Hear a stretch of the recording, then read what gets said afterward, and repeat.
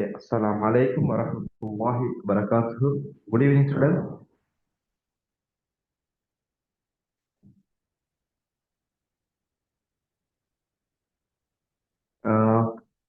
யாராச்சும் ஒருத்தர் எனக்கு கன்ஃபர்மேஷன் பண்ணுங்க, ஒருத்தர் ரெண்டு பேரும் கன்ஃபர்மேஷன் பண்ணுங்க.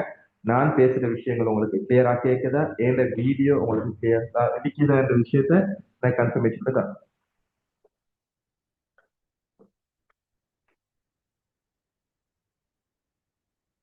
பேசுற விஷயம் உங்களுக்கு கிளியரா இருக்குதா?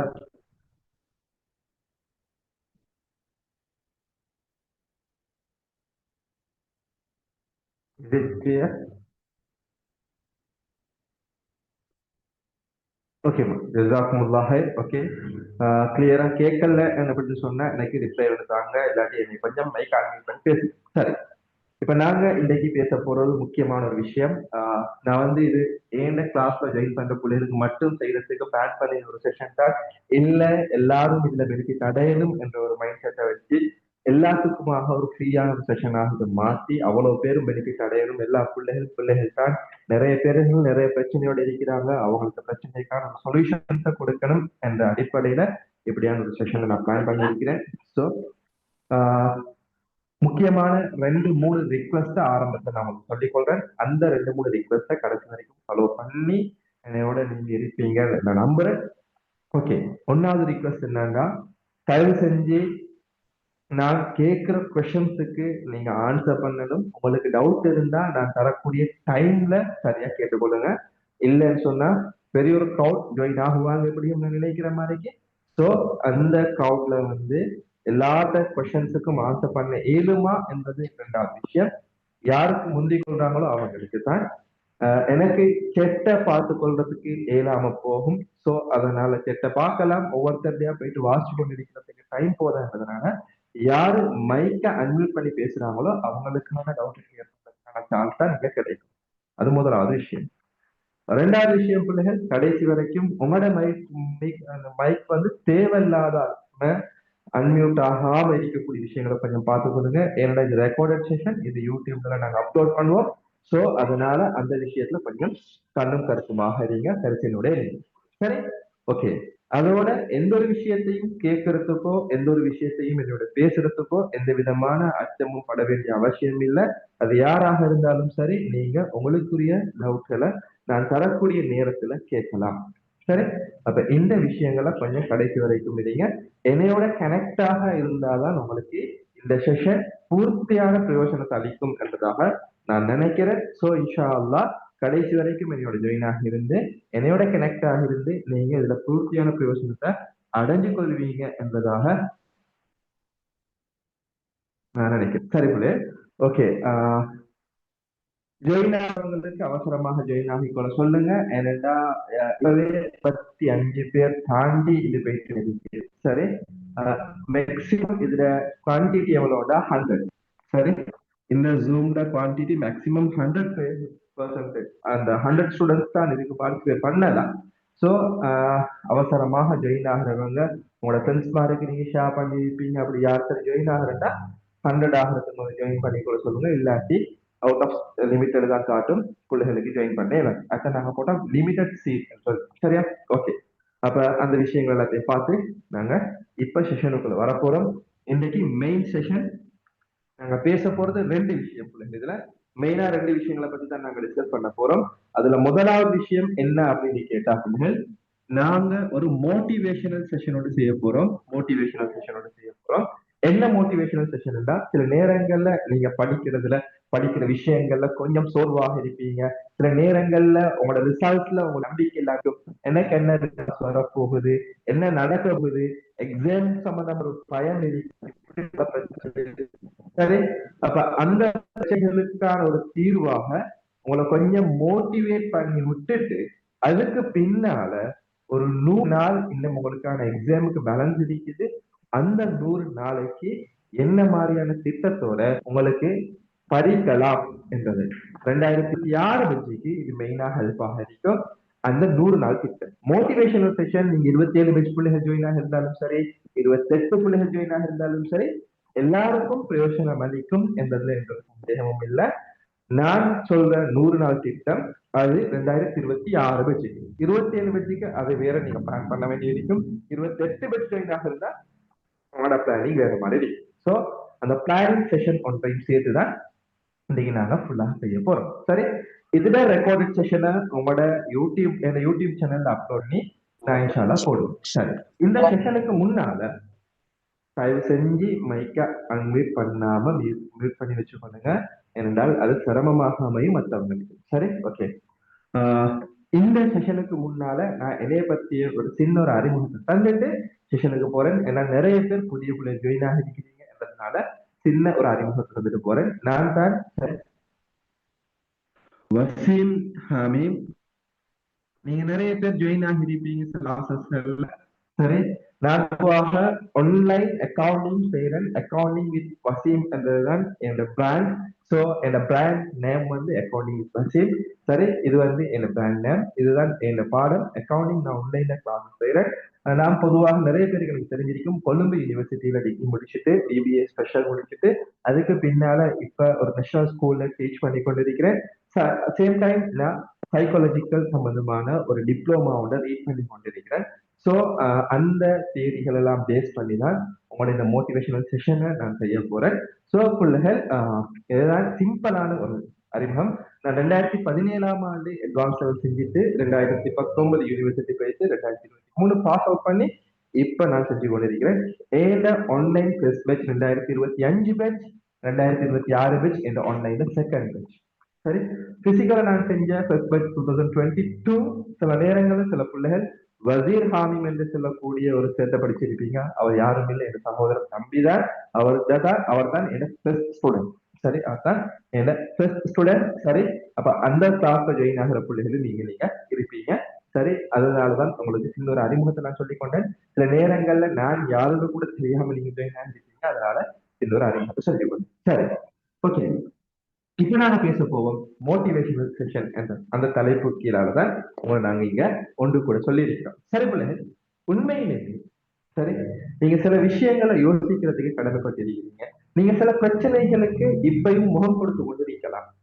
சரி, என்ன மாதிரியான பிரச்சனைகள்டா உங்களோட வயசுல உங்களோட டைம்ல இருக்கக்கூடிய நிறைய பிள்ளைகளை பார்த்துட்டு வந்ததுனால அந்த பிள்ளைகள் பொதுவாக முகம் கொடுக்கக்கூடிய பிரச்சனைகள் இந்த டைம்ல வெறுமனே எக்ஸாமுக்கு இருக்கக்கூடியது ஒரு 3 மாசம், 3 months.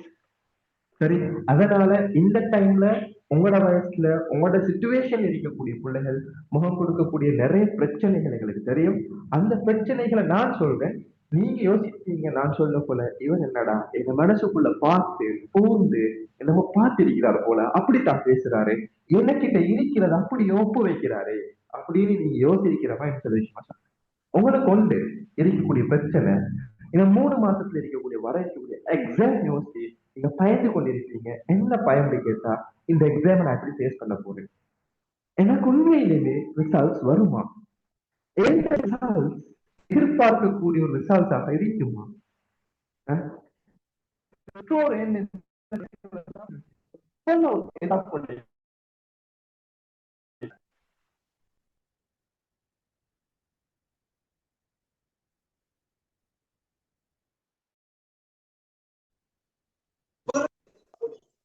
இப்படி பல யோசனைகள் வரும் உங்களுக்கு, பல யோசனைகள் வரும்.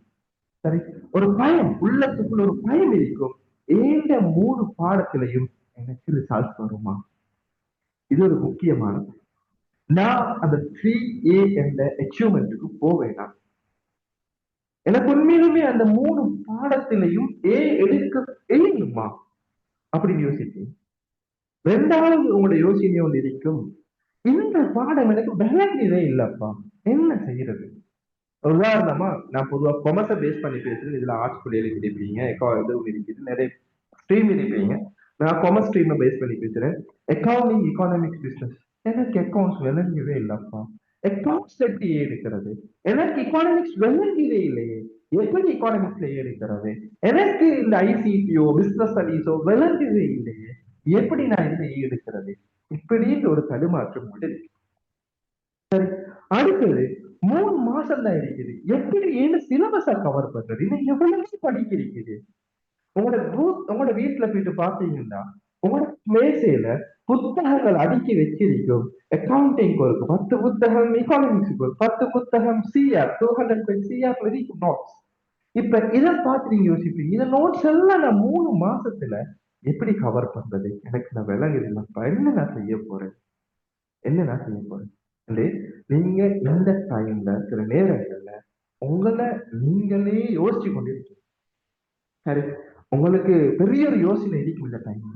என்ன நடக்க போகுது, எக்ஸாம் எப்படி நான் ஃபேஸ் பண்ண போறேன், ஏன் உம்மா வாப்பக்கு நான் எப்படி ஃபேஸ் பண்ண போறேன், இந்த ரிசல்ட் என்னவாக அமைய போகுது அப்படின்னு யோசனை உள்ள பிள்ளைகள் தான் இன்னைக்கு மோட்டிவேஷன் செஷன்ல நீங்க ஜாயின் ஆகிருக்கீங்க. சரி, நான் சொல்றது உண்மையா இல்லையா அதை மட்டும் எனக்கு சும்மா தம்ஸ் அப் கொடுத்த வச்சு அவளுடைய ரைசர் சரி பண்ணி காட்டுக்கு போகணும். நான் சொல்றது உண்மை அப்படின்னு சொல்லுவாங்க. ஓ சார், எனக்கு இப்படி பிரச்சனை இருக்குது சார், நீங்க சொல்றது சரியா சார் அப்படின்னு சொல்றாங்க.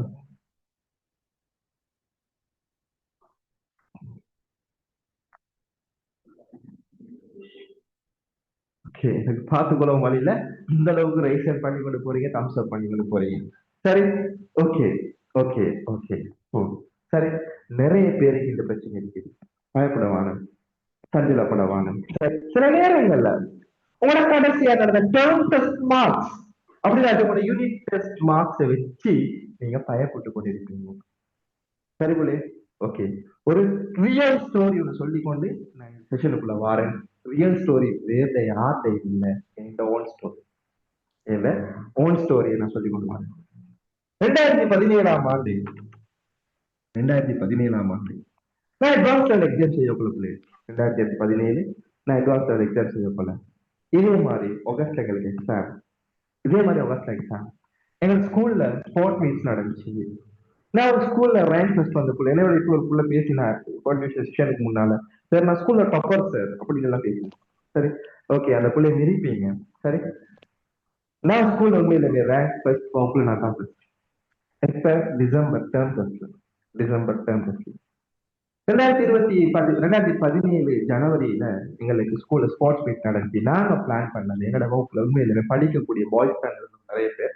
9 பேர் பாய்ஸ், 3 கேர்ள்ஸ், 12 பேர் சேர்ந்த வகுப்பு. அப்ப நாங்க பிளான் பண்ணோம், இல்ல இந்த ஸ்போர்ட்ஸ் மீட்ல நாங்க கலந்து கொள்றோம்ல, இது எங்களோட எக்ஸாம் இயர். 8ஆம் மாசம் எக்ஸாம், 8 மாசம் தான் எக்ஸாம் இருக்குது, படிக்கணும் அப்படின்னு ஒரு மைண்ட் செட் தான் எங்களுக்கு இருந்துச்சு. தயவு செஞ்சு மைக் அன்மியூட் பண்ணாதீங்க, தேவை வேண்டாம் மட்டும் அன்மியூட் பண்ணி கொள்ளுங்க. அப்படி அட்மிட் பண்ணது மீட் பண்ணிக்கணும். சரி, 8 மாசம் தருச்சு எக்ஸாம். அதனால நாங்க பிளான் பண்ண இல்ல, நாங்க இந்த ஸ்போர்ட்ஸ் மீட்டுக்கு நாங்க பார்ட்டிசிபேட் பண்றது இல்லை. சரியா, நீ ஸ்போர்ட்ஸ் மீட்டுக்கு பார்ட்டிசிபேட் பண்றல முடிவு செஞ்ச நாங்க தான் ஸ்போர்ட்ஸ் மீட்டை நடாத்தினது. ஹவுஸ் கேப்டன் மாதிரி நாங்க 3 பேர். எங்களோட வகுப்புல ஃபர்ஸ்ட் செகண்ட் தேர்ட் வார 3 ரேங்க் மார்க் பிள்ளைங்க தான் ஹவுஸ் கேப்டன். இப்படி 3 ஹவுஸ் 3 கேப்டன்மார், கிளாஸுக்கு 3 மாசம் கிளாஸ் சக்கத்து காலம் நாங்க போகல, ஒரு நோட்ஸ கையால பிடிச்சி பார்க்கல. இப்படி பல ஸ்டடீஸ் இருந்து 3 4 மாசம் ஃபுல்லாவே ஜனவரி ஸ்டார்ட் பண்ண ஸ்போர்ட்ஸ் மீட் முடிய போல மார்ச் ஆகிட்டு, முடிய போல மார்ச் ஆகிட்டு நாங்க கிளாஸ் போனது எப்படி இல்லை. ஸ்கூல்லையும் எந்த ஒரு பாடமும் நடக்கல 3 மாசம். 3 மாசமா எந்த ஒரு பாடமும் நடக்கல. இப்படி ஃபுல்லாவே இதாகி 4ஆம் மாசம் போயிட்டு கிளாஸ்ல போயிட்டு டீச்சர்ஸ் கிட்ட நின்றோம், கையை கேட்டு எங்களை சேர்த்துக்கோங்க. ஸ்போர்ட்ஸ் மீட் மட்டும் இருந்தாலும் பரவாயில்ல, அங்கே ஜோனல் மீட். சரி, அதே போல பலா ஃபுட்பால் இப்படின்னு சொல்லி எல்லாத்துக்கும் பார்ட்டிசிபேட் பண்ணி கடைசியாக எங்க கிளாஸ்ல கிளாஸ்ல போயிட்டு நின்ற பிறகு பேர் சொன்னாரு எக்ஸாம் ஒன்று வைக்கிறேன் சொல்லி கிளாஸ்க்கு போயிட்டு 2வது நாள் எக்கானமிக்ஸ்ல எக்ஸாம் ஒன்று வச்சாரு. எக்கானமிக்ஸ் எனக்கு நல்லா ஞாபகம். சரி, ஒரு தேர்ச்சி மட்டத்தை எடுத்து, எந்த தேர்ச்சி மட்டம்னா சந்தையில் அரச தலையீடு. சரி, வரி மானியம் கட்டுப்பாட்டு நீங்க படிச்சிருப்பீங்க, அதுக்குள்ள அளவு எக்ஸாம் வச்சாரு. அந்த பாடம் எனக்கு தண்ணி மாறி இருந்த பாடம், அப்படி கொள்கை இருந்த பாடம். ஏன் மார்க்ஸ் பிள்ளைகள் தேர்ச்சி 20ல 2 மார்க்ஸ். என்ன செஞ்சு வச்சிருந்தா கியூடியையும் கியூஎஸையும் சமப்படுத்தி சந்தை சமநிலை விலையையும் தொகையையும் மட்டும் கண்டுபிடிச்சு வச்சிருந்தேன். வேற ஒன்றுமே செய்யல எழுதிட்டு என் பேப்பர்ல வேற ஒன்றுமே செய்யல தெரியா எல்லாம் மறந்து ஒன்றுமே தெரியும்.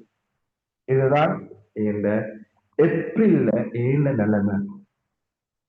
எங்க 2017 எக்ஸாம், 2017 ஆகஸ்ட்ல எக்ஸாம் நடந்துச்சு.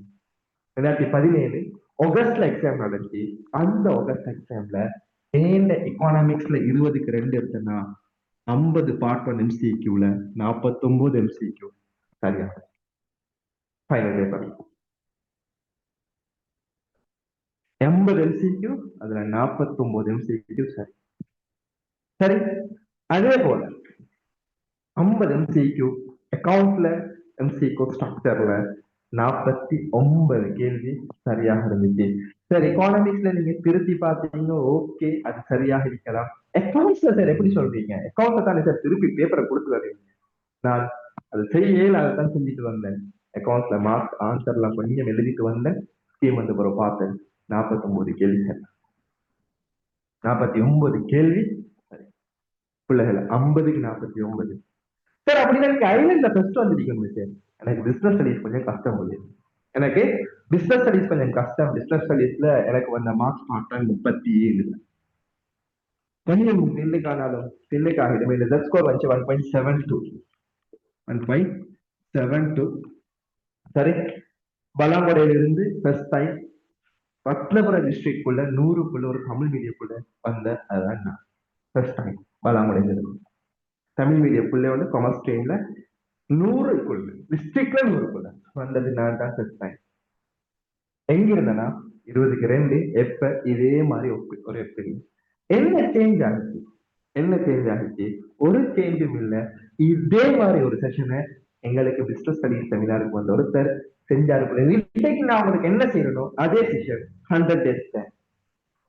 அதைத்தான் நான் உங்களுக்கு தரப்போறேன். வேற புதுசா ஒன்றும் தரத்துக்கு. நான் எப்படி படிச்சேன் சிம்பிள் தியரி, அந்த படிப்பை வச்சு நான் எப்படி இந்த ரிசல்ட்டுக்கு போனேன். இங்க இருந்தேன்னா எப்படி இங்க போனேன். சரி, பிள்ளைகள் அந்த இடத்துல முதலாவது நீங்க வளர்த்து கொள்ள வேண்டியது பிள்ளைகள் உண்மையிலுமே எனக்கு ஏழும் என்ற சிந்தனையை வளர்த்துக்கணும். எப்ப நீங்க உங்களை நம்புவீங்களோ, நீங்க உங்களை நம்புவீங்களோ அப்பதான் ரிசல்ட் முடியும். நீங்க உங்களை நம்பாத வரைக்கும் ரிசல்ட் கட்டாயம் வராது. என்ன நான் நம்பணும், என்ன நான் நம்பணும். மத்தவன் நம்ப மாட்டான், என்ன நான் நம்பணும். அதுக்கு ஒரு சின்ன ஒரு உதாரணம் சொல்றேன். ஒரு கழுகு கூட்டத்துல, ஒரு கழுகு காக்கா கூட்டுல வந்து முட்டை போட்டுச்சு. அந்த முட்டையை பொறிச்ச காக்கா அந்த கழுகு குஞ்சு இப்ப காக்காக்களோட இருக்குது. காகத்தோட இருந்த கழுகு தன்னை நினைச்சு கொண்டுச்சான் தானும் காகம் தான். ஒரு நாள் காகம் கழுகு எல்லாம் சேர்ந்து கொண்டுக்கு பறந்து கொண்டிருக்க போல கழுகு மேல ஒரு பறவை பறக்கிறத கண்டு இந்த கழுகு குஞ்சு கேட்டுச்சான், அங்க ஒரு பறவை பறக்குது, எவ்வளவு தூரத்துல பறக்குது, எங்களுக்கும் அங்க பறக்கணுமா, எங்களுக்கும் அங்க பறக்கணுமா அப்படின்னு. அந்த சந்தர்ப்பத்துல அந்த காகம் சொல்லிச்சாம், அது கழுகு, நாங்கெல்லாம் காகம், அதனால எங்களுக்கு அங்க போகலாது, எங்களுக்கு அங்க போகலாது அப்படின்னு. சரி, அந்த கழுகும் உண்மையிலுமே எனக்கும் அங்க போகலாது என்று நினைச்சு அப்படியே கூட்டுக்குள்ள வந்து படுத்து கொண்டுட்டான். இந்த இடத்துல என்ன விஷயம் பிள்ளைகள், அந்த கழுகு தன்னைத்தான் நம்பல, தான் யாருடைய அதுக்கு தெரியல. உண்மையிலுமே மேல பறந்ததும் கழுகு தான், இங்க கீழே பறந்ததும் கழுகு. ஆனா அந்த கழுகுக்கு தெரியா நான் யாரு. அதனால அந்த மேல போன கழுகுட அந்த இடத்தை அடையிறதுக்கு இந்த கழுகு முயற்சிக்காங்க, இந்த கழுகு முயற்சிக்காங்க. அப்புள்ளது முதலாவது என்ன நான் நம்பணும், என்ன உண்மை நம்புறதுக்கு முன்னால, என் அப்பா என்ன வாப்பனை நம்புறதுக்கு முன்னால, என்ன டீச்சர்ஸ் நம்புறதுக்கு முன்னால, சரி, என்ன டீச்சர்ஸ் என்னை நம்புறதுக்கு முன்னால என்னைய நான் நம்பணும், என்னைய நான் நம்பணும். அப்படி நான் என்ன நம்பினாதான் எனக்கு முதலாவது ஏழு அந்த விஷயம் வந்தாதான் ரிசல்ட் கட்டாயம் இருக்கும். உங்களை நீங்க நம்பாத வரைக்கும், உங்களை நீங்க நம்பாத வரைக்கும் ரிசல்ட் வராது. அதனால பிள்ளைகள் உங்களை நீங்க நம்புங்க, உங்களை நீங்க நம்புங்க முதலாவது. அதுதான் ஃபர்ஸ்ட் ஸ்டெப் உங்களை நீங்க திருப்பிக் கொள்றதுக்கு. உங்களோட ரிசல்ட்ஸுக்கு காரணம் உங்களை நீங்க நம்பணும். இந்த இடத்துல நான் செஞ்சது என்ன, நான் நம்பினேன் என்னாலேயும் இந்த இடத்துல நான் சாப்பிடறான வேற யாரும் சாப்பிடறான் அப்படி ஏற்றி காசுல அவ்வளவு கேர்ள்ஸுக்கு முன்னால கிளாஸ்ல நிறைய பேர் இருப்பாங்க. அப்படி ஏற்றி இல்ல கிளாஸ்ல அப்புறம் தான் அப்படி இருந்தவன் தான் இந்த நிலைமைக்கு தோணும். எப்படி இருக்கும் எனக்கு அந்த இடத்துல கலைய குளிச்சு கேட்டுக்கொண்டு இருந்தவன். எனக்கு தெரியும் என்ன அணியலும் நான் முயற்சி செஞ்சேன். ஏன் இந்த மனசுக்கு ஒரு வைராக்கியம் எடுத்தேன் என்ன அணியல். சரி, அந்த கல்வி எப்படி தன்னை நினைக்கலையோ அப்படி நானும் முட்டிருந்தேன்னா இன்றைக்கு உங்களோட முன்னுக்கு எந்த வசதியும் இருந்திருக்க மாட்டாங்க. இன்றைக்கு உங்களோட முன்னுக்கு யாரும் இருந்திருக்க மாட்டேன். ஏன் எங்கேயோ ஒரு இடத்துல இருந்திருக்க அன்றைக்கு அந்த கழுகு மாதிரி யோசிக்காம யோசிச்சதுனாலதான் இன்றைக்கு அல்லாட கிருப்பையை கொண்டு உங்களோட முன்னுக்கு பேசிக்கொண்டு தான் சொல்லி கிடைச்சு. உங்களை நீங்க நம்புங்க. இது ஃபர்ஸ்ட். நான் என்ன நம்பணும், அப்பதான் மாற்றம் வரும். இரண்டாவது விஷயம், பிள்ளைகள் தோல்வியில் இருந்து கற்றுக்கொள்ளும். சரி, ரெண்டாவது விஷயம் நான் இந்த 5 மெயின் பாயிண்ட் சொல்லுவேன். அதுதான் மெயின் விஷயம். அந்த 5 பாயிண்ட்ஸையும் நீங்க ஃபாலோ பண்ணுவீங்கன்னா உங்களோட ரிசல்ட்ஸ் வரும். அதுக்கப்புறம் நாங்க பிளானிங்க போடுவோம். ஒன்றாவது விஷயம் நான் என்ன சொன்னேன், உங்களை நீங்க நம்பணும். ரெண்டாவது விஷயம், தோல்வியில் இருந்து கற்றுக்கொள்ளணும். இதே கழுகு சம்பவத்துல இன்னும் ஒரு நாள் கொஞ்ச நாளைக்கு பிறகு கழுகு பறந்து கொண்டு இருந்துச்சான். பழுகும் இந்த காகங்களும் பறந்து கொண்டிருக்கும் பொழுது ஒரு மின்னல் ஒன்று வந்தது. மின்னல் காற்று அந்த மின்னல் காற்று மலையில இந்த கழுகு சொல்லிட்டான், இந்த மின்னலை தாண்டி நான் பறக்கணும். போல காகங்கள் சொல்லிட்டோம், அது எங்களால் வேலாது, நாங்க வாங்க பேசிடுவோம். எங்கேட்டி எங்கட இடத்துக்கு போயிட்டு சத்திரமா இருந்துட்டோம். இந்த கழுகு முயற்சி செஞ்சுட்டார், இல்ல நான் போகணும். போன போக்குல மின்னல் ஒன்று பார்த்து திருப்பி அடிச்சு அந்த காகங்கள் இருந்த மரத்துக்கு கீழே வந்து விழுந்துச்சான். காகங்கள் எல்லாம் பார்த்து சிரிச்சுட்டாம, என்னடாப்பா நான் சொன்னோம் தானே நீ இப்படி போடா வைத்து விழுவாய்க்கு சொல்லி. ஆனா அந்த கழுகு சோர்வடையல. பாண்ட தோல்வியை பார்த்துட்டு இதுல நான் விட்ட பிழை என்றதை பார்த்து சரியா பறக்கல. மின்னலை தாண்டி எப்படி பறக்கணும், மேல சிறக எப்படி அடிக்கணும் இந்த டெக்னிக்கை நான் சரியா யூஸ் பண்ணல சொல்லி மறுபடியும் எழும்பி அந்த தோல்விக்கான காரணத்தை தேடி கண்டுபிடிச்சு, இல்ல இந்த முறை அந்த தோல்வி அடையப்படாது திருப்ப தேடி அந்த தோல்வியை இல்லாம மறுபடியும் அந்த கழுகு பறக்க தொடங்கிட்டான். இப்ப அந்த மின்னலையும் தாண்டி மேகங்களையும் தாண்டி மேகத்துக்கு மேலான கழுகு பறக்க போயிட்டான். இப்ப கழுகு தன்னை நம்பிச்சு ரெண்டாவது தன்னுடைய தோல்வியிலிருந்து கற்றுக்கொண்டு அந்த தோல்வியில தோல்வியில செஞ்ச விஷயத்த செஞ்ச பிள்ளைய விடாம ரெண்டாவது ட்ரை பண்ணிச்சு. பாருங்க, உங்களோட அப்படிதானே உங்களோட மார்க்ஸ் குறைஞ்சிருக்கலாம், ரிசல்ட் குறைஞ்சிருக்கலாம். தேடுங்க பிள்ளைங்க, எங்க நான் பிள்ளை விட்டேன், எங்க என்ன பிள்ளை இருந்து எங்க பிள்ளை அதை தேடுங்க. அதை தேடி அந்த பிழையை திருத்திக் கொள்ளுங்க. அந்த பிழையிலிருந்து கற்றுக்கொள்ளுங்க. பிழை இல்லாத மனிதன் இல்லை. சரியா? வளமையாக ஒரு பழமொழி சொல்லுவோம், என்றது வெற்றியின் முதல் படி அப்படின்னு. அப்படித்தானே? தோல்வி என்பது வெற்றியின் முதல் படி என்று சொல்லுவோம். அப்ப தோல்வி என்பது வெற்றியின் முதல் படியின் அர்த்தம் என்ன? தோற்றவன் தோல்வியில் இருந்து கற்றுக்கொண்டு மீண்டு வர வேண்டும். அதான் அவ்வளவு தோல்வியிலிருந்து படிங்க என்று. ஏன் நான் தோற்றுவதற்கான காரணம், ஏன் இந்த டேர்ம்ட மார்க்ஸ் குறைஞ்சதுக்கான ரீசன் நான் தெரியும். 20ல 2 ஏன் மார்க்ஸ், நான் டொப்பர்லா இருந்தவன் இந்த நிலைமைக்கு வந்ததுக்கான ரீசன் என்ன தெரியும். எக்கானமிக்ஸ் மட்டுமல்ல இந்த நிலைமை. டிஎஸ்ல 2 கேள்வி தந்தாரு, ஒண்ணுமே தெரியும். சார் 2 கேள்வி தந்தாரு, 2 கேள்வி எழுத்துல கூட எழுதுறதுக்கு சரியா விரட்டி விட்டாரு உங்களுக்கு. இப்படிப்பட்ட நிலைமைக்கு வந்த நாளாமா, ஏதாவது நாளாகுமா? ஏப்ரல். அந்த ஏப்ரல் நடந்த சம்பவத்தை வச்சுட்டாங்க. ஏப்ரல் கடைசியில உங்களுக்கு இப்படி ஒரு சம்பவம், இந்த மோட்டிவேஷன் கிளம்பி என்ன நடந்துச்சு எனக்கு, நான் விட்ட பிழை என்ன, இதுதான் நான் அந்த பிழையை திருத்திக் கொண்டேன். இந்த இடத்துக்கு பேசிட்டேன். அது அடுத்து அல்ல ஏற்பாடு இறைவன் ஏற்பாடு இந்த இடத்துக்கு பேசி சரி.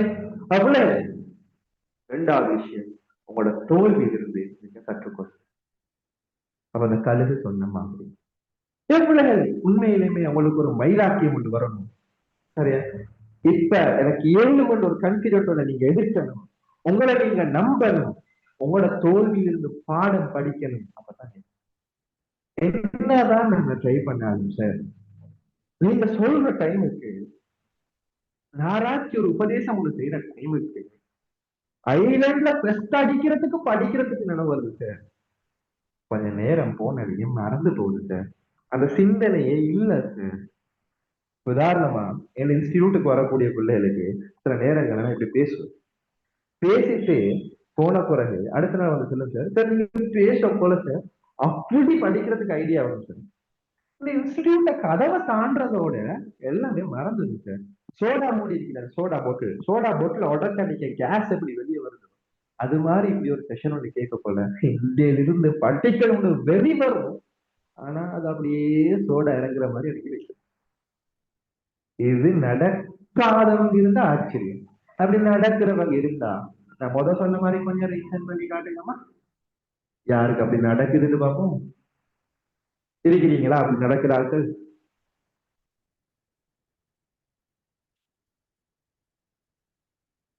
நான் நிறைய பேர் இருக்கிறீங்களா?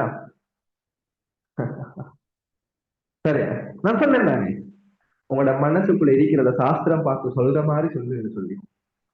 சரி என்ன சொன்னேன் தானே, அப்படி சொல்வேன்னு சொல்லி சொன்னேன் தானே ஆரம்பத்திலே சொல்லிட்டு தான். சரிதானே? என்னடா பிள்ளைகள், அது இயல்பு, மனித இயல்பு, மனித இயல்பு. சரி,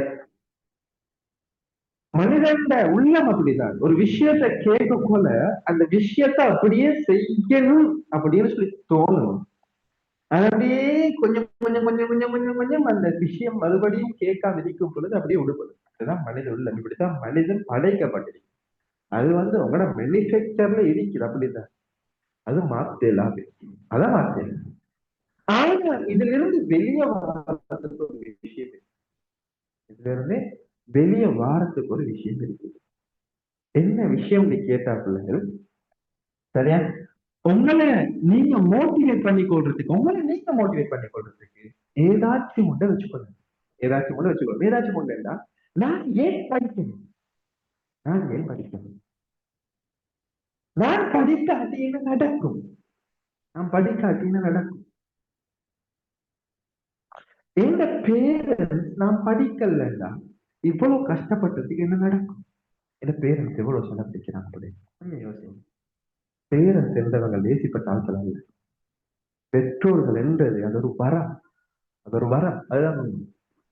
பெற்றோர்கள் என்றவங்க லேசிப்பட்டவங்க அல்ல.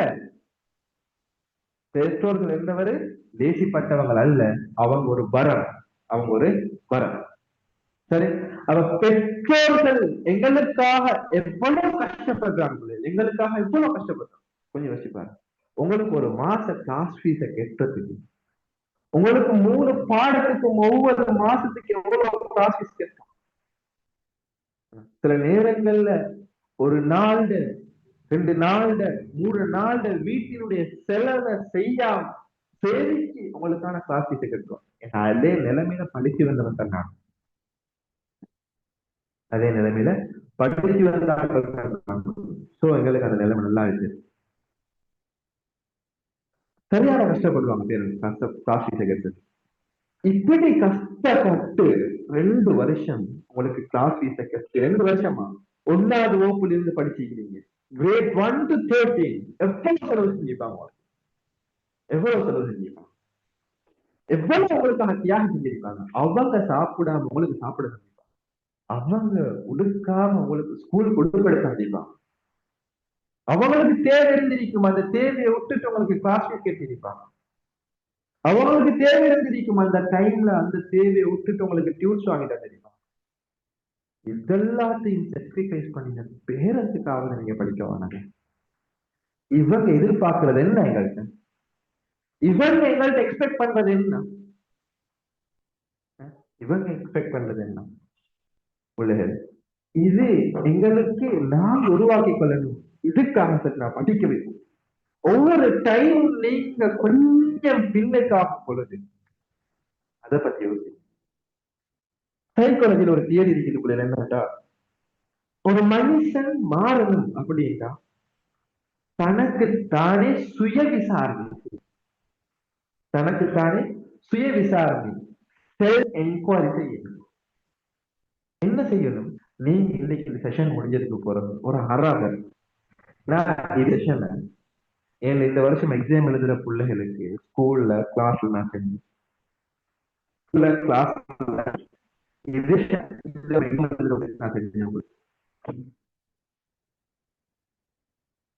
சரி, அப்ப அந்த செஷன் முடிஞ்சதுக்கு பிறகு பிள்ளைகள் வந்து பேசினாங்க, சார் நீங்க சொன்ன விஷயத்த நான் செஞ்சே பார்த்தேன் சார். வீட்டுல 1 hour உட்கார்ந்து அழுதேன் சார். வீட்டுல 1 hour உட்கார்ந்து நான் அழுதேன் சார். இதுக்கப்புறம் நான் படிக்கிறேன் சார் அப்படின்னு சொல்லி வந்து எனக்கு ஒப்பந்தம் கொண்டு போனாங்க படிக்கிறேன்னு சொல்லி. ஒப்பந்தம் செஞ்சு கொண்டு போனாங்க, நான் இதுக்கப்புறம் படிக்கிறேன்னு சொல்லி. என்ன செய்யணும்? இதுக்கு பிறகு இந்த செஷனுக்கு பிறகு உடனே உடனே கொஞ்சம் உட்காந்து தனியா உட்காந்து யாரு டிஸ்டர்பன்ஸ் இல்லாம தனியா உட்காந்து உட்கார்ந்து கண்ணை பொத்தி யோசிங்க. 1ஆம் வகுப்புல இருந்து உங்களோட பேரண்ட்ஸ் உங்களுக்கு ஆகப்பட்ட கஷ்டம், ஏன் நான் படிக்கணும்? செல்ஃபா கொஞ்சம் யோசி. உங்களோட பேரண்ட்ஸ் உங்களுக்காக எவ்வளவு கஷ்டப்படுறாங்க. நான் சொல்ற விஷயங்கள் அவ்வளோத்தையும் யோசி. நான் ஏன் படிக்கணும்? நான் படிச்சு என் பேரண்ட்ஸுக்கு என்ன கொடுக்க போனேன்? வேற யாரை பத்தி யோசிக்கலாம்? நான் படிச்சு என்ன செய்ய போறேன்? நான் படிச்சு என்ன செய்ய போறேன்? நான் படிச்சா எனக்கு என்ன கிடைக்கும்? எனக்கு ரிசல்ட்ஸ் எப்படி வரணும்? இப்ப நான் போற பாத் என்ன? நான் என்ன ரிசல்ட், தேவையான ரிசல்ட்ஸுக்கு நான் போற பாத் சரியா?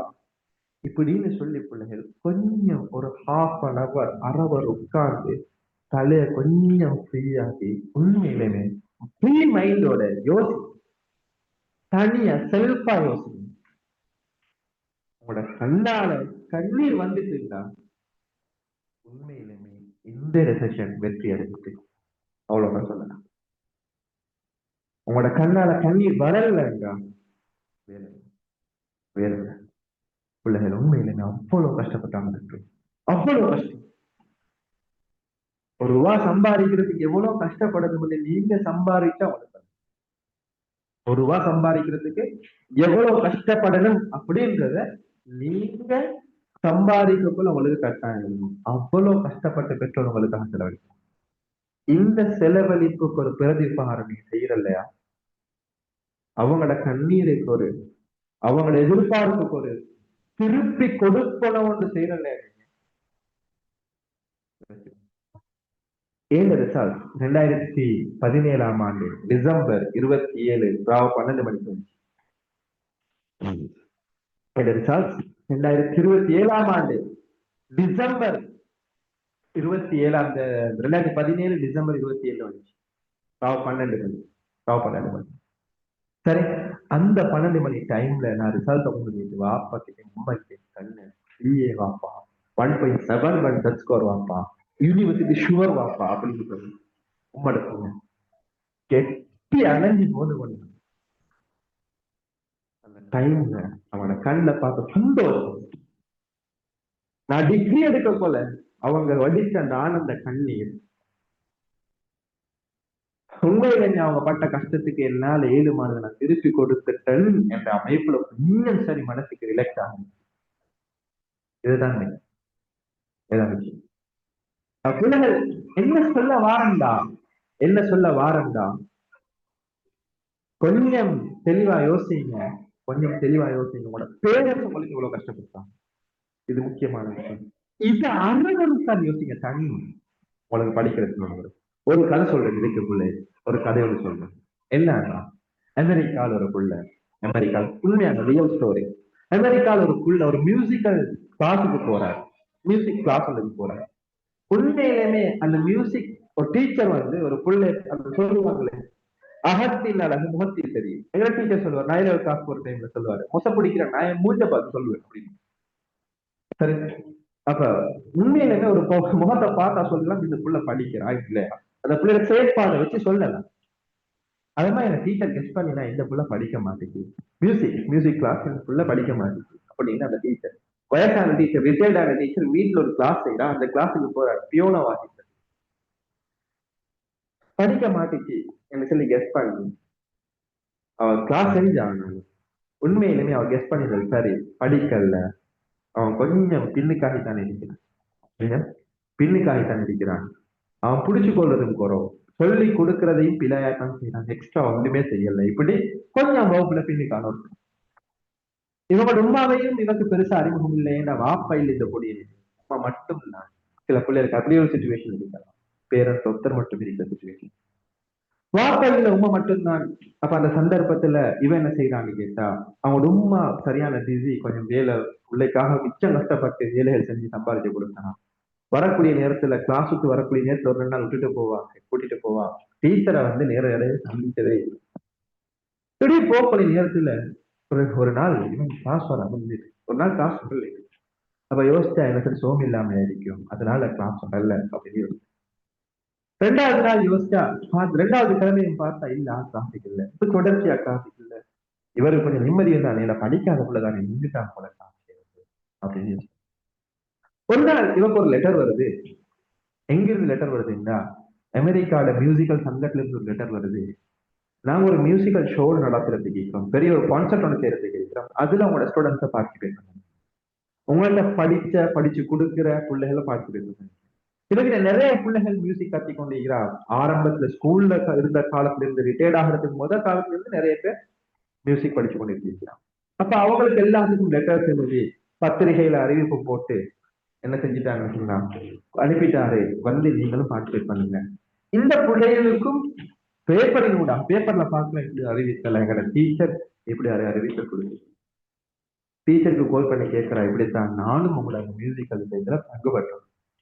அப்ப அவ சொல்றா, நீ ஃபுல்லா கிளாஸ் வரவும் இல்லை, உனக்கு பேசிக் மட்டும் தான் தெரியும், இது பெரிய காம்படிஷன், இது பெரிய ஒரு கான்செப்ட், இது பெரிய ஒரு ஷோ, நிறைய மியூசிக்ல பிரபலமான நிறைய பேர் வருவாங்க, இது உனக்கால் முடியாது, இல்ல இதை நான் பங்கு பற்றி ஆகணும் அப்படின்னு வார. இவ எப்படி சரி பேசி போன வைக்கிறான். அதுக்கப்புறம் ஊட்டிக்கே வந்து டீச்சர் காலில் விழுந்து கேட்டு டீச்சர் கடைசிக்கு அனுமதி கொடுக்குறான். அதுவும் லிஸ்ட்ல கடைசியா பேரை போட்டான். இப்ப மியூசிக்கல் ஷோ நடக்கிற நாள் வருது, மியூசிக்கல் ஷோ நடக்குது, டீச்சருக்கு பதட்டம். இவன் ஒன்றுமே தெரியாதவனே, வகுப்புல கடைசி வரக்கூடிய, வகுப்புல ஒன்றுமே படிக்காத கூடிய, பெருசா பெர்ஃபார்ம் பண்ணல, இப்படியான கூடிய என்ன செய்ய போறான் இப்படின்னு சொல்லி இப்ப டீச்சர் என்ன செய்யறாங்க, கொஞ்சம் பயந்து கொண்டு இருக்கிறான். இப்ப இவருடைய பேர் வாசிக்கிற இவன் வந்து ஒரு ஃபேமஸான மியூசிக்கல் ஆர்டிஸ்ட் ஒருத்தர் வாசிச்ச அந்த பியானோ ராகத்தை எடுத்து முழுமையா 6 நிமிஷம் 30 வினாடிகள் வாசிக்க. 6 நிமிஷம் 30 வினாடிகள் அரங்கம் ஃபுல்லா அப்படியே சைலண்டா வாசிச்சு முடிச்சதோட கை தட்ட ஆரம்பிக்கிறேன். அப்படி குவாலிட்டியா, எப்படி அந்த மியூசிஷியன் வந்து வாசிச்சா வாசிப்பாங்களோ அப்படி குவாலிட்டியா வாசி. அதுக்கு பின்னால டீச்சர் வந்து, உனக்கு நான் ஒன்றும் சொல்லி தரலையே, ஆரம்பத்துல நீ படிக்காம தான் இருந்தா, ஆர்வம் இல்லாம தான் இருந்த. அப்ப அவன் சொன்னான், எனக்கு உண்மையிலேயே இந்த பியானோ வாசிக்கிறதுல ஆர்வமே இல்லை, எங்க உண்மைக்கு தான் ஆசை, ஆனா எங்க உண்மைக்கு காது கேட்காது. நான் பியானோ வாசிச்சு கேட்கணும் எங்க உண்மைக்கு ஆசை, ஆனா எங்க உண்மைக்கு காது கேட்காது. அதனால நான் சும்மா இருந்துட்டேன், உண்மைக்கு காது கேட்காது, என்ன வாசிச்சு என்ன விளங்காது அப்படின்னு. உமக்கு கேன்சர், உண்மை இறந்துட்டான், அதனாலதான் நான் காசு வரது, உண்மை இறந்துட்டா அதனாலதான் நான் காசு வரது. இப்ப நான் யோசிக்கிறேன், என் உண்மை வெளியில எங்க சரி இருந்து ஏற்றுக்கொண்டு இருப்பாதான், அதுக்காகத்தான் மறுபடியும் பியானோ வாசிக்கிறதுக்கு படிச்சு பியானோ வாசிச்சேன். பாருங்களே, இந்த பொடியனுக்கு ஆரம்பத்துல அவனை மோட்டிவேட் பண்றதுக்கு எதுவுமே இருக்கல. இப்ப உண்மை கேட்பா, உண்மைக்கு அது விளங்கும் என்ற அந்த சிந்தனை வந்த அதுதான் அவனை மோட்டிவேட் பண்ணிச்சு. எதுக்காக? அந்த பியானோ வாசிக்கிறது. அதே போலதான் நம்மளோட வாழ்க்கை. நீங்க படிக்கணும் என்றா இன்னொருத்தர் மோட்டிவேட் பண்ணும் வரைக்கும் நீங்க இருக்க வாங்க. நான் என்ன மோட்டிவேட் பண்றதுக்கு ஏதாச்சும் ஒண்ணு உருவாக்கணும். அதுக்காகத்தான் அந்த ½ செல்ஃப் திங்க், அந்த ½ செல்ஃப் திங்க் அதுக்காகத்தான். இது பாயிண்ட். இது பாயிண்ட் நம்பர் 3. ஒன்னாவது என்ன சொன்னேன், செல்ஃப் கான்பிடன்ஸ் ஒன்று வேணும். 2வது உங்களோட தோல்வியிலிருந்து நீங்க படிக்கணும். 3வது உங்களுக்கான செல்ஃப் மோட்டிவேஷன் ஒன்று உருவாக்குறதுக்கு நீங்க செல்ஃப் திங்க் பண்ணுங்க. 4வது விஷயம் புரிதல். உங்களோட செல்ஃப் திங்க் பண்ணி உங்களுக்கு கான்பிடன்ஸ் ஒன்று வந்து தோல்வியிலிருந்து இதுதான் தோல்வி அடைஞ்சிருக்குன்னு காரணத்தையும் தேடி நீங்க படிக்க போல சில விஷயங்கள் உங்களோட படிப்புல இருந்து தூரமாகும். படித்து கொண்டு போவோம், உங்களோட கன்சன்ட்ரேஷன் படிப்புல வாரதுக்கு சில விஷயங்கள் தூரமாகும். படிச்சு கொண்டு போவீங்க, ஒரு 2 ஹவர் படிக்கணும் ஒரு வைராக்கியத்தோட படிப்பீங்க. ஆனா அந்த படிக்கக்கூடிய நேரத்துல இன்னொரு கோலல் வரும், அப்படியே போன் இந்த பக்கமோட கவனம் திரும்பிட்டா அதுல அப்படியே டிஸ்ட்ராக்ட் ஆகும். அப்படி இல்லாட்டி யாராச்சும் கொஞ்சம் பேசுவாங்க, அதுல டிஸ்ட்ராக்ட் ஆகி பேசுறீங்க. சாப்பிடுகின்ற எழும்புவீங்க, 2 ஹவர் கழிஞ்சிடும். இப்படி பிள்ளைகள் உங்களை டிஸ்ட்ராக்ட் பண்ணும், உங்களை அந்த பாட்டை விட்டு உங்களை அந்த வழியை விட்டு சில விஷயங்கள் தூரமாகும். சரி, அப்ப அந்த விஷயத்தை ஐடென்டிஃபை பண்ண இதுக்கும் ஒரு சிம்பிளான ஒரு கதை சொல்லு.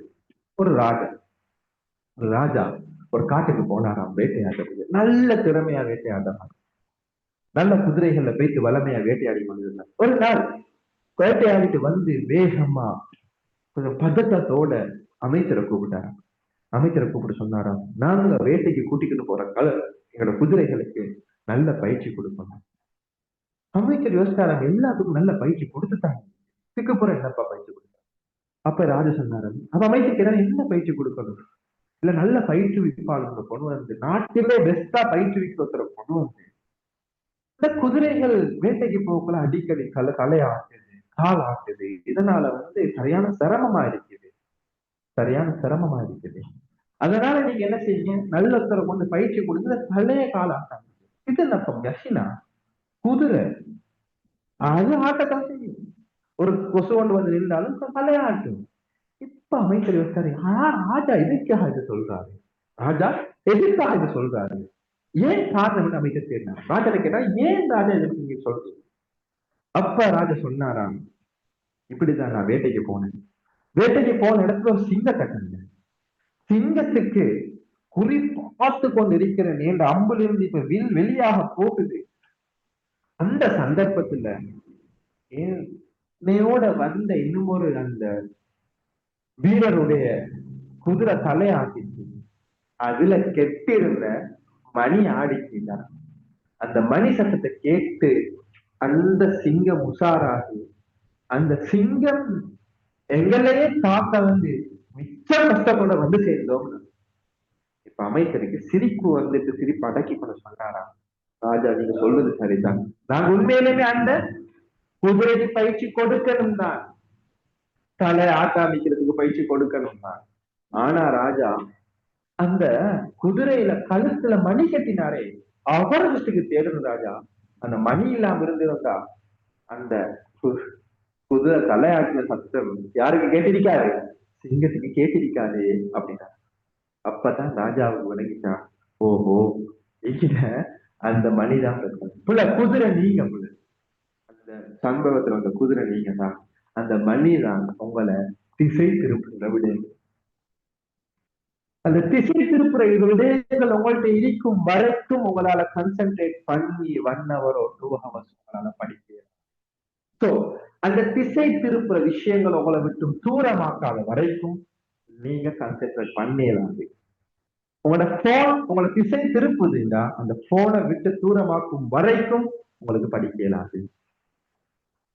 உங்களோட ஃப்ரெண்ட்ஸ் உங்களை திசை திருப்புறாங்கண்டா, அந்த ஃப்ரெண்ட்ஸ்ல இருந்து கொஞ்சம் தூரமாகும் வரைக்கும் முழுமையாக இயலாதையும் அந்த படிக்கக்கூடிய நீங்க கன்சென்ட்ரேட் பண்ணவே யோசிக்கிற அந்த டைம் லிமிட்டுக்கு சரி இந்த விஷயங்களை தூரமாக்கணும், இந்த விஷயங்களை தூரமாக்கணும். அப்பதான் படிக்கணும், அப்பதான் கன்சென்ட்ரேஷன் சரியாக வரும். கன்சென்ட்ரேஷன் இல்லைன்னா, அதான் நான் சொல்றதுக்குள்ள என்ன விஷயம்ல நான் எல்லாத்துக்கும் சொல்றது, எவ்வளவு நேரம் படிக்கிறோம்ன்றது முக்கியம் இல்ல, எப்படி கன்சென்ட்ரேஷனோட படிக்கிறோம்ன்றதுதான். இப்ப கன்சென்ட்ரேஷன் அதுல அந்த பழைய குடுத்து படிக்கணும்ன்றது ஆகும். அதனால பிள்ளைகள் என்ன சொல்ல வாரம் அப்படின்னா, என்ன சொல்ல வாரம் அப்படின்னா, சரி உங்களோட இந்த படிப்புக்கு கன்சென்ட்ரேஷன் தேவை, அந்த கன்சென்ட்ரேஷனுக்கு உங்களோட தலையை கொடுங்க.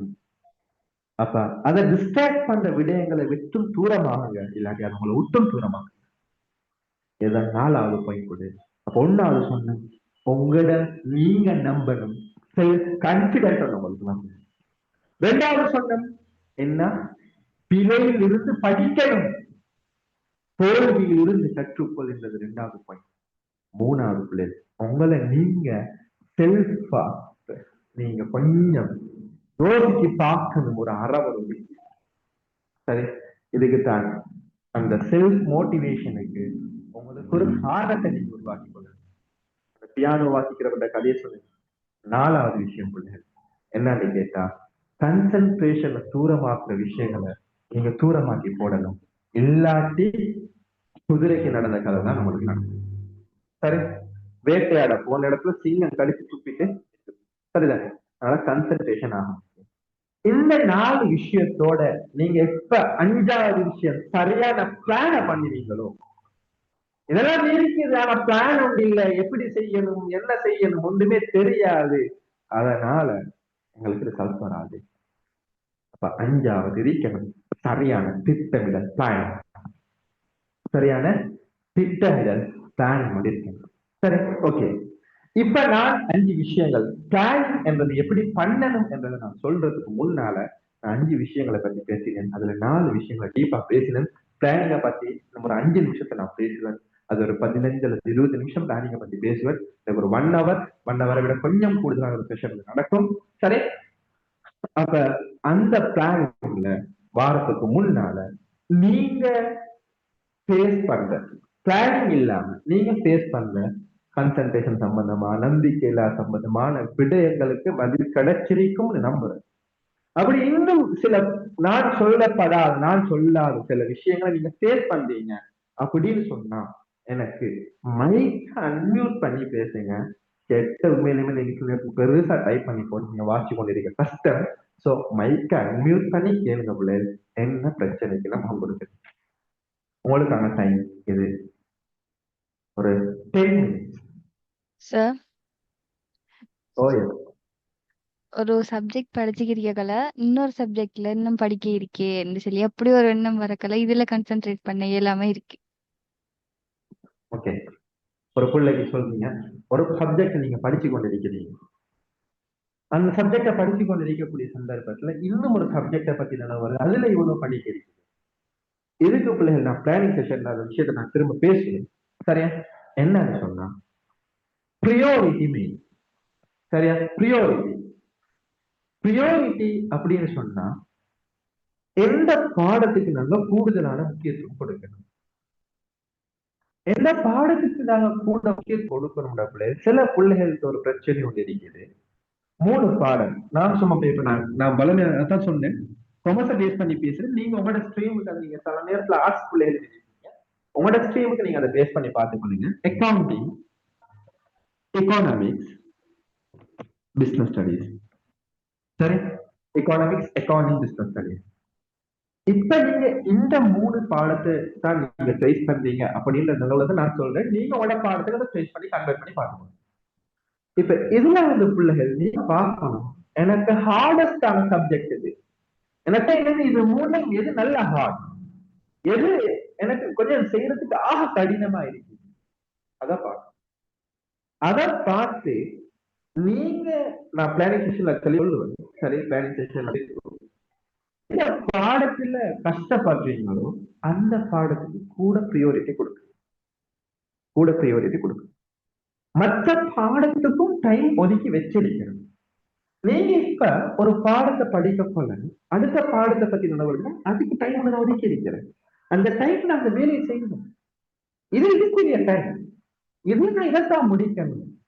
நான் எங்களுக்கு ஒரு டாஸ்க் உருவாக்கணும். டாஸ்க் எல்லாம் உங்களுக்கு சொல்லுவேன், எப்படி எப்படி டாஸ்க் உருவாக்கணும், என்ன விஷயம் இதெல்லாம் போறோம். சரியா? எங்களுக்கு ஒரு டாஸ்க் உருவாக்கி அக்கௌண்டிங் சொன்னா, இப்ப அக்கௌண்டிங் நான் படிச்சு கொண்டு எக்கனாமிக்ஸ் பத்தி நினைவு வருது. இந்த 2 hours அக்கௌண்டிங் டாஸ்க முடிக்கும் வரைக்கும் நான் இதை விடமாட்டேன், இதை விடமாட்டேன்.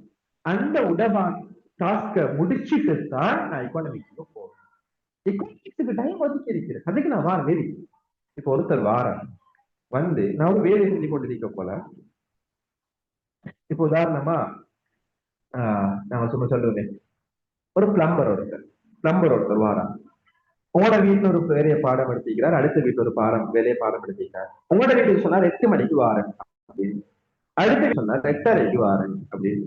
சரி, இப்ப பிளம்பர் வந்து 8 மணிக்கு வந்து உங்களோட வேலையை செஞ்சு கொண்டு இருக்க போல அடுத்த வீட்டுக்காரர் வந்து தூங்குறாரு. இப்ப அவர் அந்த யோசனை போயிட்டு அடுத்த வீட்டுல வேலையை செய்ய தொடங்கினார்னா அடுத்த வீட்டு வேலையும் நடக்காது, உங்களுக்கு வேலையும் நடக்காது. அவர் சொல்ல 8:30க்கு உங்க வீட்டுக்கு நான் டைம் தந்திருக்கேன், அந்த டைம் நான் வரேன். இது இந்த டைம் வந்து இந்த வீட்டுக்காக வேலை செய்யறதுக்கு ஒதுக்கின டைம். நான் இந்த வீட்டுல வேலையை முடிச்சுட்டு அந்த வீட்டுக்கு வா. உங்களுக்கு இந்த தான் இருக்குது, உங்களுக்கு 15 நிமிஷத்துல முடிஞ்சிடும். நான் வீட்டுக்கு வரேன். அவக்குள்ள நீங்க என்ன செய்யணும்னா 3 பாடத்தையும் ப்ரியோரிட்டி வைஸ் பிரிச்சு, எந்த பாடத்துக்கு கூடுதலான நேரம் ஒதுக்கணும், எந்த பாடத்துக்கு குறைவான ஒதுக்கணும் என்றதை நீங்க திட்டமிடணும். உங்களுக்கு எது கஷ்டம்ன்றது எனக்கு தெரியாது, அதை நீங்க தான் பிளான் பண்ணணும். பிளான் பண்ணி கூட டைம் சில பாடங்களுக்கு ஒதுக்க வேண்டி வரும். இப்போ ஒரு நாளைக்கு 6 ஹவர் படிக்கிறேன்னா 3 பாடம் எனக்கு சமம் பண்ணா 2 2 ஹவர் ஒதுக்கணும். இல்ல எந்த பாடம் கஷ்டம் பண்ணா இதுக்கு 3 ஹவர், மற்றதுக்கு 1.5 ஹவர் 1.5 ஹவர். இந்த 3 ஹவர் இதுக்கு ஒதுக்கொண்டிருக்க போல மத்த பாடத்தை பத்தி அதுக்கு நான் 1.5 ஹவர் ஒதுக்கி இருக்கிறேன், நான் வா அப்படின்னு நீங்க மைண்ட் செட்டை கொடுத்தீங்கன்னா அந்த டைம்ல அந்த பாடத்துல வேலை நடக்கும். வேலை முடியக்குள்ள உங்களுக்கு ஒரு கான்பிடென்ட் ஒன்று வரும். வேலை முடியக்குள்ள உங்களுக்கு ஒரு கான்பிடென்ட் ஒன்று வரும். இதுதான் உங்களுக்கான தீர்வு என்றதான் நான் நினைக்கிறேன். உங்களுக்கு அதுக்கு விட கிடைச்சிட்டா ஓ சார். ஓகே. வேற என்னமோ ஒரு புள்ள டைப் பண்ணி போட்டீங்க, கொஞ்சம் மைக் கம்மி பண்ணி கேளுங்கம்மா.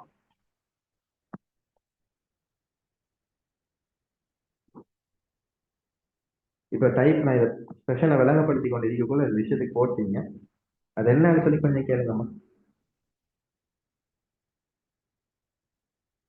நம்ம நினைவுடிக்கிறல் அப்படி என்னமோ தான் போட்ட மாதிரி எனக்கு விளங்கிச்சு, பாத்தியே கிடைக்கல.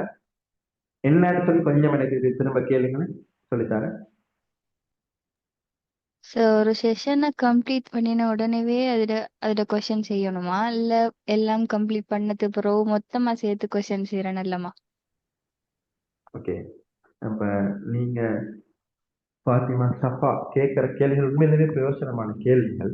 சரி, இந்த கேள்விகள் எல்லாத்துக்குமான விடமா உங்களுக்கு இந்த பிளானிங் செஷன்ல ஃபுல்லா உங்களுக்கு கிடைக்கும். எப்படி படிக்கணும், எப்படி நாங்க திட்டம் போடணும், ஒவ்வொரு பாடத்தையும் எப்படி நீங்க ப்ரியோரிட்டி பண்ணணும் சொல்லுவேன். ஒரு பாடத்தை நீங்க முடிச்சிட்டு கொஸ்டின் செஞ்சா நல்லது என்னன்னா, அப்ப அந்த பாடம் எனக்கு விளங்கி இருக்குதா விளங்கலையா என்றதுக்கு பேசுறீங்க. நீங்க ஃபுல்லா முடிச்சுட்டு கொஸ்டின் செய்ய போனா ஆரம்பத்துல படிச்சது சம்டைம் மறந்துருக்கு. சரி, ஒரு கொஸ்டினை முடிச்சு இப்போ ஒரு பாடத்தை முடிச்சுட்டு ஒரு கொஸ்டினுக்கு வந்தீங்கன்னா அந்த பாடத்தை ஒரு சாப்டரை முடிச்சீங்க, எக்கானமிக்ல பணமும் வங்கியும் இந்த பாடத்தை எடுத்து படிச்சு முடிச்சுட்டு இப்ப அதுல கேள்வி செய்ய போறீங்கன்னா, இப்ப எனக்கு பணமும் வங்கியும் விலங்கு இருக்குதா விலங்கல்ல என்ற தியரி இப்ப இருக்குது. விலங்கல்லன்னு சொன்னா அதை விளங்கப்படுத்துறதுக்கு என்ன செய்யலாம் என்றதை தெரியுது. ஓகே, இந்த கேள்விக்கு பதில் தெரியலன்னா உங்களுக்கான ஒரு டியூட்டர், அதாவது உங்களுக்கு வழிகாட்டக்கூடிய ஒரு ஆசிரியர் இருப்பாரு. அந்த ஆசிரியர்கிட்ட போயிட்டு அந்த பாடத்தை கேட்கணும். அந்த பாடத்தை கேட்கணும்.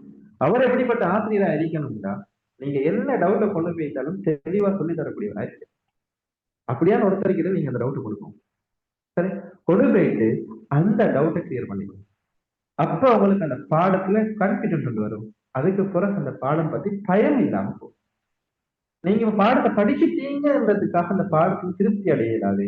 எப்ப அந்த பாடத்துல என்னால கொஷன் செய்ய இயலுமோ அப்பதான் உங்களுக்கு அந்த பாடத்துல திருப்தி அடையலாம். முழு திருப்தி அப்பதான் உங்களுக்கு. ஓகே. ஓகே, வேற ஏதாவது உங்கள்ட்ட கேட்க இருக்குதா? மூவ் ஆகிறதுக்கு முன்ன யாராக இருந்தாலும் என்னவாக இருந்தாலும் கேளுங்க. நானும் இப்படித்தான், அந்த ஔவையார் சொன்ன மாதிரிதான், கற்றது கைமண் அளவு, இல்லாதது கடல் அளவு. எனக்கு தெரிஞ்சது சொல்லி தரும். எல்லாம் எனக்கு தெரிஞ்சது இல்லை. எனக்கு தெரிஞ்சது அவ்வளவு உலகத்துல சகல இந்த கலைகளையும் படித்த பண்டிதர் அல்ல. சரி, எனக்கு ஒரு சொட்டு தெரியும், அதுல உங்களுக்கு ஒரு சொட்டு தந்து நீங்க பிரயோசனப்பட்டு ஒரு ஒன்று எடுத்தா அன்னைக்கு அந்த வசீம்சரன் ஒருத்தர் இப்படி ஒன்று செஞ்சாரு, என்னோட மனசுக்கு வந்து ஒரு துவாரம் செய்வீங்களே, அது எனக்கு போதும். ஓகே, அக்கௌண்டிங் இதுதான் டைமுக்குள்ள செய்ய முடியல. அக்கௌண்ட்டுக்கு நிறைய டெக்னிக்ஸ் இருக்கு. அது டைமுக்குள்ள செய்யறதுக்கு, டைமிங்க செய்யறதுக்கு எல்லாம் நிறைய டெக்னிக்ஸ் இருக்குது. அக்கௌண்ட்ஸ் பாடத்துல பிரச்சனை இருக்கு. அக்கௌண்ட்ஸ் பாடத்துல, எக்கானமிக்ஸ் பாடத்துல பிரச்சனை இருக்குங்களா, அதை நீங்க பாட சம்பந்தமான ஒருத்தரோட பேசுங்க. அக்கௌண்டிங் நான் செய்யற பாடம், உங்களுக்கு நான் சொல்லி தருவேன். நீங்களே தனிப்பட்ட அமைப்புல கான்டாக்ட் பண்ணிக்கக்குள்ள நான் உங்களுக்கு சொல்லித்தரேன். சரி.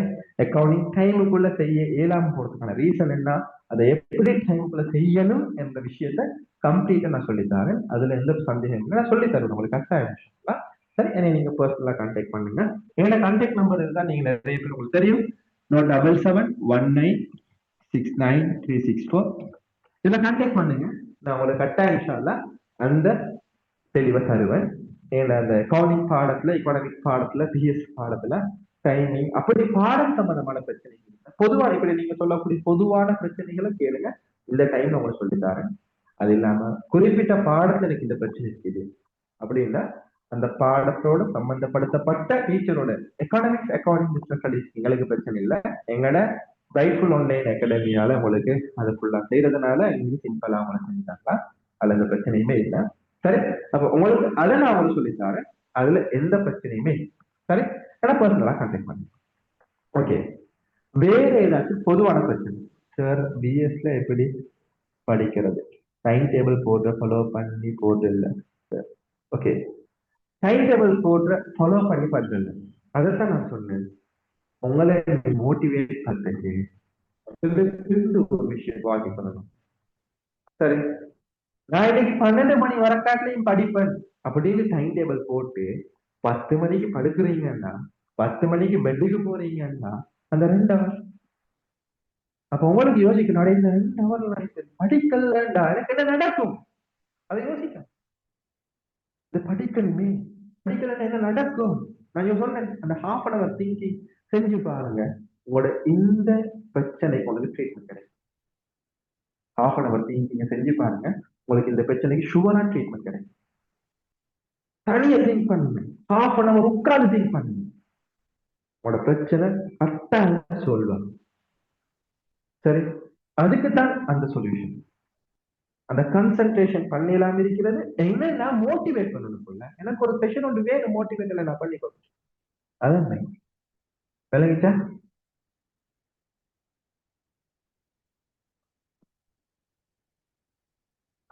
சரி. அதை நீங்க கரெக்டாக ஃபாலோ பண்ணி ஆகணும். வேற சார் ஆமா சொல்லுங்க. சார் எனக்கு ஒரு டவுட் என்னண்டா வந்து படிக்கிறதுக்கு ஒரு சரியான ஒரு சூழல் ஒன்று இருக்கணும்னு நான் நினைக்கிறேன். அதை பத்தி கொஞ்சம் சொல்லலுமா சார்? என்னண்டா நான் படிக்கிற எப்படின்னு சொன்னா எனக்கு அதுக்கேத்த ஒரு சூழல் ஒன்று இல்ல. சூழலை நீங்க எதை பத்திமா பேச வரீங்க கொஞ்சம் அப்படின்னு சொன்னா ஒவ்வொருத்தர் வந்து எதிர்பார்க்கிற, சிலவங்க சைலண்டான ஒரு இடத்துல படிக்கணும் அப்படின்னு, சிலவங்க நினைக்கிற ஒருத்தரோட தோட்டை பொறுத்து. ஆனா எனக்கு வந்து சைலண்டான ஒரு இடத்துல ஒழுங்கா சவுண்ட் இல்லாம படிக்கணும். ஆனா எங்களோட வீட்டு சிச்சுவேஷன் அது எனக்கு எதிராக தான் இருக்கு. என்னண்டா வந்து கஷ்டம் சார். எனக்கு எவ்வளவு கன்சன்ட்ரேஷனோட படிக்க இருந்தாலும் சிச்சுவேஷன் அப்படி, எப்படியும் ஆக்கள் வார அந்த ஓகே. மாதிரி பிரச்சனைனால கன்சன்ட்ரேஷனோட படிக்கல. அதுக்கு ஒரு solution. I can understand situation. ஒவ்வொருத்தருக்கு படிக்கிற ஸ்டைல் வித்தியாசம் பிள்ளைங்க. சரியா, சில பிள்ளைகளுக்கு உண்மையில அந்த பிள்ளை சொல்ற மாதிரி நான் நினைக்கிற மாதிரிக்கு ஃபர்ஸ்டா அந்த பிள்ளை சொல்ற மாதிரிக்கு ஒவ்வொருத்தருக்கு படிக்கிற, இப்ப என்ன பொறுத்த வரைக்கும் நான் படிக்கிற ஸ்டைல் எப்படின்னா, எனக்கு இப்படி ஒரு ஒயிட் போர்டு இருக்கும். நான் படிக்கிறேன், நான் படிக்கிறது படிப்பிக்கிறதுக்கெல்லாம் படிக்கிறதுக்கு ஒயிட் போர்டு இருக்கு. ஏன்னா செஷன் முன்னுக்கு இருக்கிறது நான் ஒத்தரும் இல்லை.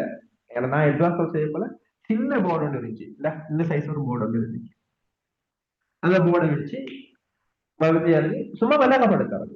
எந்த டீச்சிங் எபிலிட்டி டெவலப் ஆகுது நான் யோசிக்கிறேன். என்ன அந்த ஸ்டடிங் மெத்தட்ல தான் உங்களோட வசீர் சார். சரியா, நீங்க நிறைய பேர் வசீர் சார் கிளாஸ் ஜாயின் ஆயிரம் எழுதிட்டீங்க. வசீர் சார் ஸ்டடிங் மெத்தடும் வந்துடும். நாங்க 2 பேரும் சேம் மெத்தட். சரி. படிச்சு குடிக்கிற மாதிரி தான் படிக்கும். சில பிள்ளைகளுக்கு இப்ப எங்களுக்கு சூப்பர் ஜூனியர் ஒருத்தர் இருந்தார் 2019. அந்த பொடியன் வந்து எப்படி சொன்னா, அவனுக்கு சைலண்ட், நீங்க சொன்ன மாதிரி சைலண்ட் மூட் ஒன்று தேவை. இப்படி களத்துக்குள்ள இப்படி கையில இப்படி வச்சு இப்படியே உட்கார்ந்து படிப்பான். எவ்வளவு நேரம் இருந்தாலும் படிப்பான். அந்த மூட் அது உண்மையிலுமே சூழல் என்பது கட்டாயம் படிக்கிறதுக்கு தேவை. கட்டாயம் படிக்கிறதுக்கு தேவை. இப்ப சத்தம் இருக்குது, எனக்கு சைலண்டா தான் படிக்கணும் அப்படின்னா நீங்க சைலண்டான ஒரு இடத்தை தேடி போறதுதான் சொல்லு. தேடி போறதுன்னு சொன்னா இப்ப உங்களோட வீட்டிலேயே சைலண்டான இடம் ஒன்று உருவாக்கி கொள்றதுக்கு முயற்சி செய்யறது. அப்படி இல்லைன்னா அந்த சைலண்டான ஏரியாவை உருவாக்குறதுக்கு என்ன செய்யற அமைப்பு ஒரு முயற்சியோடு செய்யவே ஒன்று.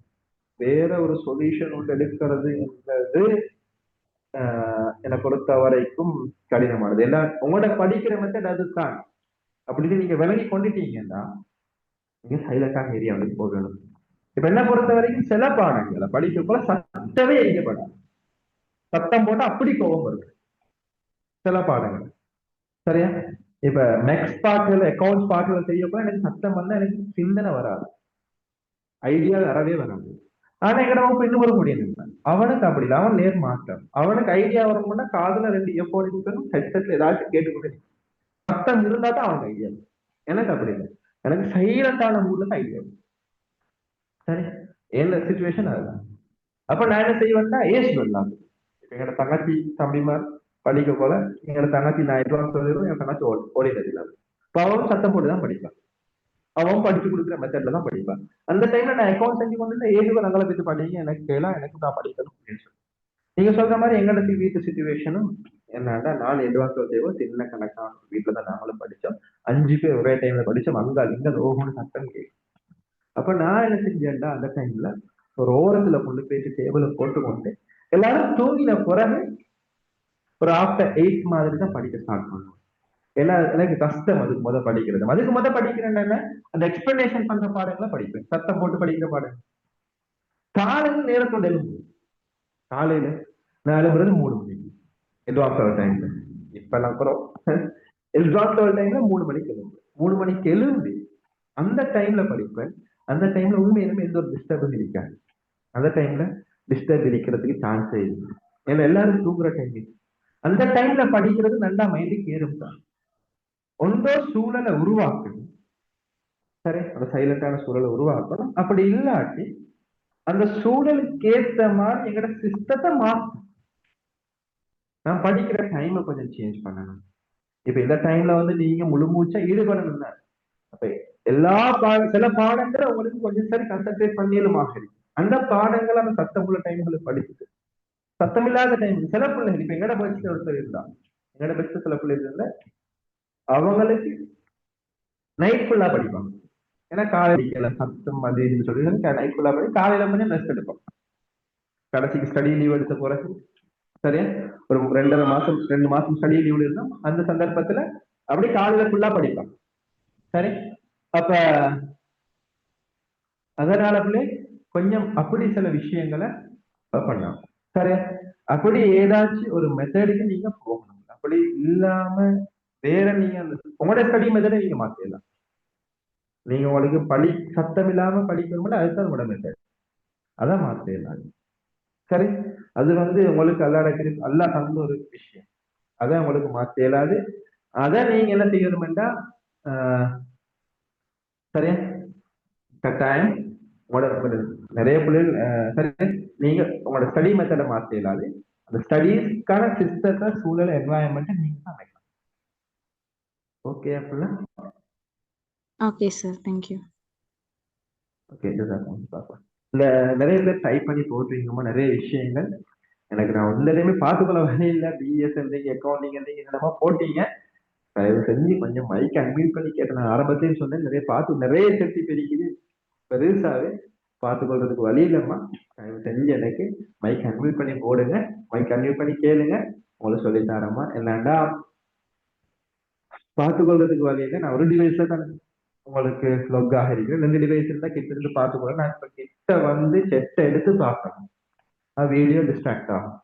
அப்ப அது கொஞ்சம் சிரமமா இருக்கும் என்றதுனாலதான் உங்களுக்கு நான் சொல்றேன், கொஞ்சம் மைக்க அன்மியூட் பண்ணி கேளுங்க அப்படின்னு சொல்லி டைப் பண்ணி போட்டவங்க பயப்பட வேண்டிய அவசியம் ஒன்றும் இல்லை. உங்களோட குரல் மட்டும் தான் சத்தம் மட்டும் தான் கேட்க போகுது.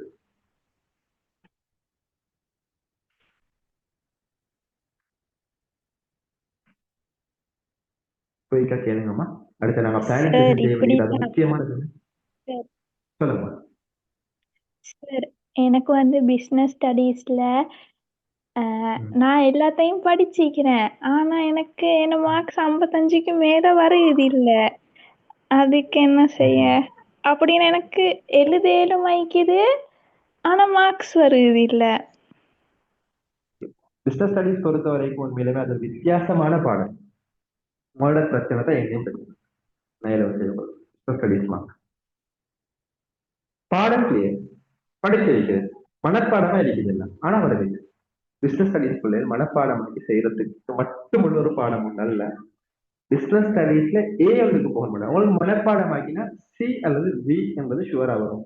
ஏ ஒன்றுக்கு போக முடியும். உங்களுக்கு ப்ராக்டிக்கலா திங்க் பண்ற ஐடியா நீங்க வளர்த்துக்கணும். நிறைய பேப்பர்ஸ்ல கேள்வி எப்படி வரும்னு சொன்னா, பிசினஸ் ஸ்டடீஸ் இருக்கக்கூடிய கொஸ்டின்ஸ் எப்படி இருக்கும்னு சொன்னா, தியரிய அப்ளை பண்ற மாதிரி மெத்தட்ல தான் இருக்கு. தியரிய அப்ளை பண்ற மெத்தட்ல. சரியா? எங்களுக்கு நடக்கிற விஷயம் பிசினஸ் ஸ்டடீஸ்ல என்னன்னா, ஒரு விஷயத்தை பேஸ் பண்ணி ஒரு கொஸ்டினை கேட்டிருக்கலாம். நாங்க யோசிப்போம், இதுக்கான ஆன்சர் இதுதான் என்று யோசிப்போம். ஆனா அது வல்ல வேறு வலுவாக இருக்கு. அதுதான் பிசினஸ் ஸ்டடீஸ்ல மார்க்ஸ் குறைக்கிறதுக்கான ரீசன். சரியா? பிசினஸ் ஸ்டடீஸ்ல மார்க்ஸ் குறைக்கிறதுக்கான ரீசன் மேலுமே என்ன, இப்படியோடு யோசிச்சிருக்கோம், இப்படிதான் ஆன்சர் வரும் யோசிச்சு கெஸ் பண்ணி இதை கொடுத்திருக்கோம். ஏதோ ஒரு தலைப்புக்குரிய பாயிண்ட்ஸை கொடுத்திருக்கோம். நான் இப்ப பிஎஸ் எனக்கு டச் கொஞ்சம் குறைவு, அதனால எனக்கு தலைப்புகள்ல இருந்து சொல்ல இல்லாது. நான் 2017ஆம் ஆண்டுக்கு சொல்லி தந்திருப்பேன். சரியா? பிஎஸ் எக்ஸாம் எழுதி முடிகிறதோட பிஎஸ் விட்டாச்சு. சரிதான். எக்கானமிக்ஸ் அக்கௌண்டிங்ல பாடத்தோட தெளிவாக சொல்லி தரலாம். பிஎஸ்ல 10 அனுபவத்தை சொல்றேன். சரி, ஒரு தலை கொண்டுக்குரிய கேள்வி ஒரு கொஸ்டின் வந்திருக்கும், இந்த ஆன்சர் தான் நாங்க கெஸ் பண்ணணும். ஆனா உண்மையிலுமே அதுவல்ல ஆன்சர், வேறு எதுவாகவோ இருக்கு. சரி, அதுதான் உங்களோட மார்க் குறையதுக்கான விஷயம். நீங்க எழுதி இல்ல, அதுதான் நடக்குதுமா உங்களுக்கு. நான் சொல்ற விஷயம் தான் நடக்குது. நீங்க எழுதுறீங்க ஆன்சரை, ஆனா அது அந்த கேள்விக்குரிய ஆன்சர் எல்லாம் அது கீழே அடிக்குது, அதனால மார்க்ஸ் வருது இல்லை. சரியா? இப்ப ஓ கேட்டீங்க. அது சரி. ஓகே, அப்ப ஓ அந்த சரி, விஷயத்துக்குள்ள அப்படித்தான். அந்த விஷயத்துக்கு ஓகேம்மா, அந்த விஷயத்துக்கு நீங்க செய்ய வேண்டிய வேலை என்னன்னா, நீங்க நிறைய ப்ராக்டிகல் செஞ்சு பார்க்கணும். செஞ்சு செஞ்சு செஞ்சு செஞ்சு செஞ்சு எந்த கேள்வி எப்படி கேட்கப்படுறால் என்ன, அந்த பிசினஸ் கேள்வி கேட்கப்படுற போங்க நீங்க வழங்கி கொடுக்கணும். உதாரணமா காப்புறுதி அந்த துணை சேவைகள் அந்த பாடத்தை எடுத்தா, துணை சேவைகளுடைய கேள்வி எந்த போகுல வருது என்பதை நீங்க அண்டர்ஸ்டாண்ட் பண்ணா, அதுக்கான ஆன்சர் இதுதான், இப்படி இது கேட்கப்பட்டா இதுதான் கொடுக்கணும் என்பதை நீங்க வழங்கி கொடுக்கணும். அந்த விளக்கம் உங்களுக்கு கிடைக்கணும் அப்படின்னா நீங்க நிறைய பேப்பர் செய்யணும், நிறைய ப்ராக்டிஸ் பண்ணணும். உங்களோட தியரி முடிச்சுட்டா, தியரி பாடம் தியரி விஷயம் ஓகே என்றதுக்காக பிசினஸ் ஸ்டடீஸ்லயே வராது. நிறைய ப்ராக்டிக்கல் கொஸ்டின் செய்யணும், ப்ராக்டிக்கல் கேள்வி செஞ்சு செஞ்சு செஞ்சு பார்க்கணும். பிசினஸ் ஸ்டடீஸ்ல ஆக முக்கியம் வந்து பார்ட் 1ல ஸ்ட்ரக்சர் பார்ட். அதுல நாங்க எது போட்டாலும் கீழே தான் பார்க்கணும். என்டையும் நான் சொன்னேன் பிசினஸ் மார்க்ஸ் குறையும் சொல்லி 35 சொல்லி ஆரம்பத்துல பார்ட் 1 மத்த 2 49 வந்து டைம்லயும் பிசினஸ்ல 35 தான். நான் ஷுவர் பண்ணவே இல்லை அந்த பாடத்துல, 2AB தான் ஷுவர் பண்ணேன். மத்த 2 மாஷா அல்லா ஷுவர் 90க்கு மேலே வந்துருக்கு. ஆனா பிசினஸ் ஸ்டடீஸ் பி தான் ஷுவர் பண்ணேன். அல்லாட ஏற்பாடு எதையோ கராமத்துல இவங்க சொல்லுங்க. அதுதான் நடந்த விஷயம். என்ன, ஸ்ட்ரக்சர் பார்ட் எல்லாம் வரவே வராதுமா. அதுலயும் அந்த 39-40 அல்லாட காப்பது அப்படிதான் சொல்லுவாங்க. ஏன், அதுக்கு பிராக்டிஸ் பண்ணணும் போல. குறைஞ்சது ஒரு 100 பேப்பர் நீங்க படிக்கணும், அவ்வளவுதான் சொல்லலாம். குறைஞ்சது ஒரு எம்சிக்கு ஸ்ட்ரக்சர் 1000க்கு மேல செஞ்சு பார்க்கணும், 1000க்கும் மேல. அப்படி செஞ்சு பார்த்தா தான் அந்த 20 ஸ்ட்ரக்சர் சரி வரும், அந்த 30 எம்சிக்கு சரி வரும். அந்த பிராக்டிஸ் தான் உங்களை அந்த இடத்துக்கு கொண்டு போய் சேர்க்கும். நீங்க தியரி கிளியர் இல்ல, பிராக்டிஸ்காரங்க உங்களோட ரிசல்ட் போடும். சரியாமா?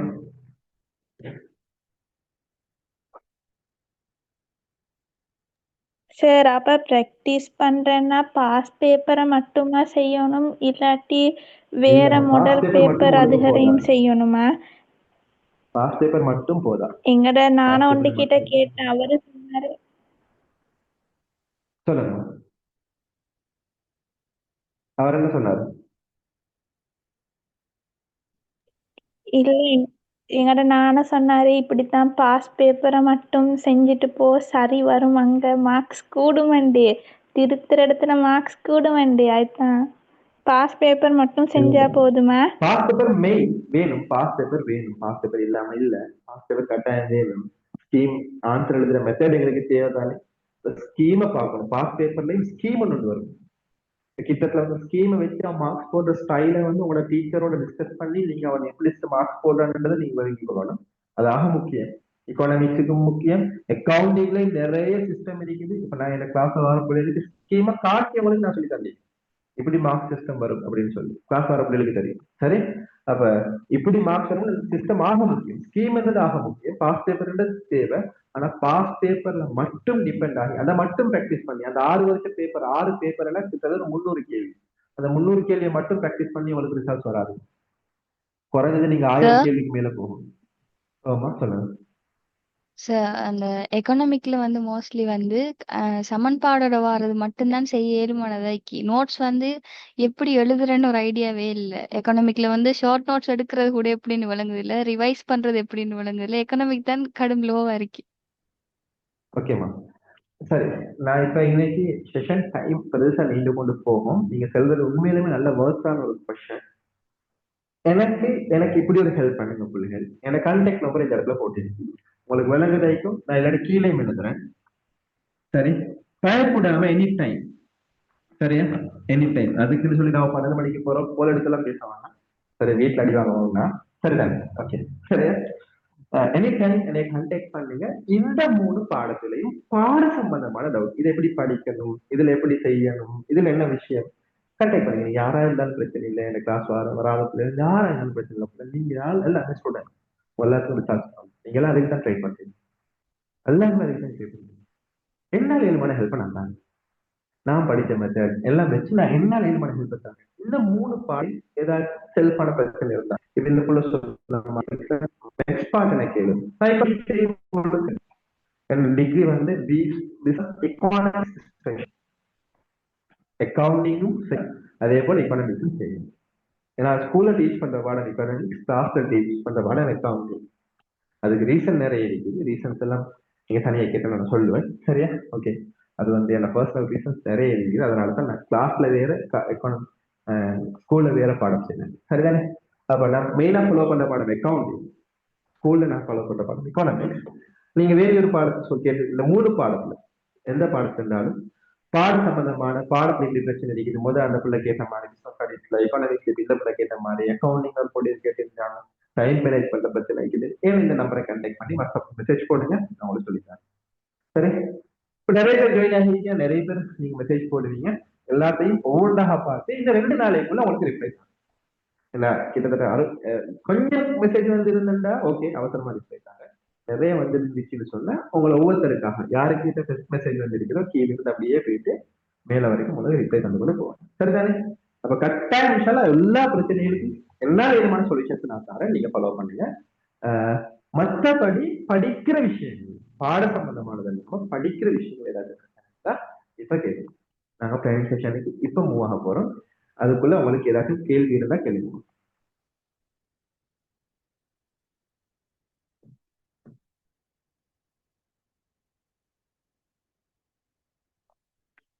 ஓகே, படிச்சது டக்குன்னு மறக்குது, படிச்சது டக்குன்னு மறக்குது என்ன, நீங்க படிக்கிற மெத்தடை மாற்றணும். படிக்கிற மெத்தடை மாற்றணும். நீங்க படிக்கிற மெத்தட் பிள்ளை, படிக்கிற மெத்தட் பிள்ளைண்டா படிச்சதை பாடமாக்கி படிச்சா மறக்கும். படிக்கிறத விளங்கி படிக்கணும், அண்டர்ஸ்டாண்டிங் என்பதாக விளங்க. இப்ப நான் ஓ லெவல் இருக்க பல பிள்ளைகள் அந்த மெட் மார்க்கிங் வருமே இந்த இதுல ஹிஸ்டரி பாடத்துல மெப் மார்க்கிங் வரும். அந்த ஹிஸ்டரி பாடத்துல மெப் மார்க்கிங்ல வரவே வராது. 20 12 20 வரும், 20 ஒன்றில் 2 தான். அப்ப எனக்கு ஒரு டீச்சர் சொல்லி தந்தாரு மெப் மார்க்கிங் எப்படி செய்யணும் அப்படின்னு ஒரு சிஸ்டம் சொல்லி தந்தாரு. வசையும் இப்படி செய்யணும், இந்த இடத்துல என்ன வருதுன்னு பிராக்டிஸ் பண்ணுங்க. இதுக்குள்ள இருக்கிறத மட்டும் லிஸ்ட்டுக்கு குறிச்சு பாருங்க. உதாரணமா சொல்ல போனா கொழும்பு ஏரியாக்குள்ள இருக்கக்கூடிய நதிகள் அதை மட்டும் குறிச்சு பாருங்க. அதுக்கு பின்னால பின்னிக்குவாங்க, அதுக்கு பின்னால மத்திய மாகாணம், இப்படி இப்படி ஒவ்வொன்றா குறிச்சு பாருங்க. உலகத்துல மெயின் இடங்கள் இதுதான். அப்ப இந்த ஐரோப்பியா கட்டத்துக்குள்ள எது வரும் அதை குறிச்சுப்பாங்க, அமெரிக்காவுக்குள்ள எது வரும் அதை குறிச்சுப்பாங்க அப்படின்னு சொல்லி ஒரு சிஸ்டம் சொல்லி தந்தாங்க. அந்த சிஸ்டத்தை ஃபாலோ பண்ணீங்க. அதுக்கு பின்னால வெப் மார்க்கிங் 20ல 20ல 18 19 தெரியும். ஒரு விஷயத்துக்கும் ஒரு பாடத்துக்கும் படிக்கிற மெத்தட் ஒன்று இருக்குது. சரி, அந்த மெத்தோட ஃபாலோ பண்ணாத வரைக்கும் நீங்க படிக்கிறது மறந்து கொண்டே போகும். பிசினஸ் ஸ்டடீஸ்ல நான் படிச்ச பாடம்லாம் மறந்து போச்சு. எப்ப எனக்கு ஞாபகம் நிற்க ஆரம்பிச்சுட்டீங்கன்னா, எப்ப நான் காலையில இருந்து அந்த படிச்சு கொடுக்குற மெத்தட்ல மைண்டை கெடுத்து இதுதான் விஷயம் என்று விலகி படிக்க ஆரம்பிச்சணும். அப்ப இருந்து பிசினஸ் ஸ்டடீஸ் மைண்டுக்கு வர ஆரம்பிச்சு. பிசினஸ் ஸ்டடீஸ் படிக்கிறதெல்லாம் மறக்குது. நோட்ஸ் அன்றைக்கு பாடமாக்கி அடுத்த நாள் மறக்குது. நோட்ஸை பாடமாக்கி படிக்கலாம். விளங்கணும், இதுதான் விஷயம், இதுக்குள்ள இதுதான் விஷயம். சில ஷார்ட் மெத்தடுகளை நாங்க வச்சுக்கிறோம் சில விஷயங்களுக்கு. அப்பதான் இந்த படிக்கிறது ஞாபகத்தில் இருக்கு. இப்ப உதாரணமா நான் சில காரணிகள் என்று சொல்லி சொன்னேன். இப்ப கேள்வியை தீர்மானிக்கும் காரணிகள் எக்கானமிக்ஸ்ல எப்படி ஞாபகம் வச்சுக்கொள்ளுது? மறக்கிறது இல்லை எந்தீங்க அது கேள்வி ஏதாவது மாறும். ப்ராக்டிகலா திங்க் பண்ணுவேன். நான் ஞாபகம் வச்சுக்கோங்க, ப்ராக்டிகலா திங்க் பண்ணுவேன். இப்படி மாறும். நான் ஒரு சாமானை வாங்க போனா எதை வச்சு நான் அந்த சாமான் வாங்குற தொகையை மாற்றுவேன். 1 2 ஆக்குவேன், 2 3 ஆக்குவேன், 3 2 ஆக்குவேன். இப்படி எதை வச்சு மாற்றுவேன்? எழுதிக்கிற கையில கல்லியை வச்சு மாற்றுவேன், சாமான் விலையை வச்சு மாற்றுவேன். இதெல்லாம் கேள்வி தீர்மானிக்கக்கூடிய காரணம் அப்படின்னு நான் படிப்பேன். இப்ப எனக்கு ஞாபகம். அப்படி போல உங்களுக்குள்ள ஒரு மெத்தட் ஒன்று இருக்கு. அந்த மெத்தடை நீங்க சர்ச் பண்ணுங்க. வெள்ள மெத்தட்ல படித்து உங்களுக்கு ஞாபகம் இருக்கும். அந்த மெத்தடை கையாளுங்க. அப்ப உங்களுக்கு கட்டாயம் ஞாபகம் இருக்கும், மறக்காது. சில விஷயங்கள், படிக்கிற விஷயங்கள் வாழ்க்கையிலே மறக்காது. சில விஷயங்கள் சில ஆக்கள் படிச்சு தர மெத்தட்லேயே இருக்கு. சில அவங்க படிச்சு தந்தா ரிட்டன் படிக்க தேவையில்லை, அப்படி ஞாபகத்துல இருக்கு. அதே நீ ஒரு மெத்தட்ல இருக்கிற விஷயம், அதனால அதைத்தான் நீங்க வச்சுக்கணும். வேற முடியும். ஓகே, வேற ஏதாச்சும் பிரச்சனை இருந்தா கொஞ்சம் அவசரமா கேளுங்கம்மா.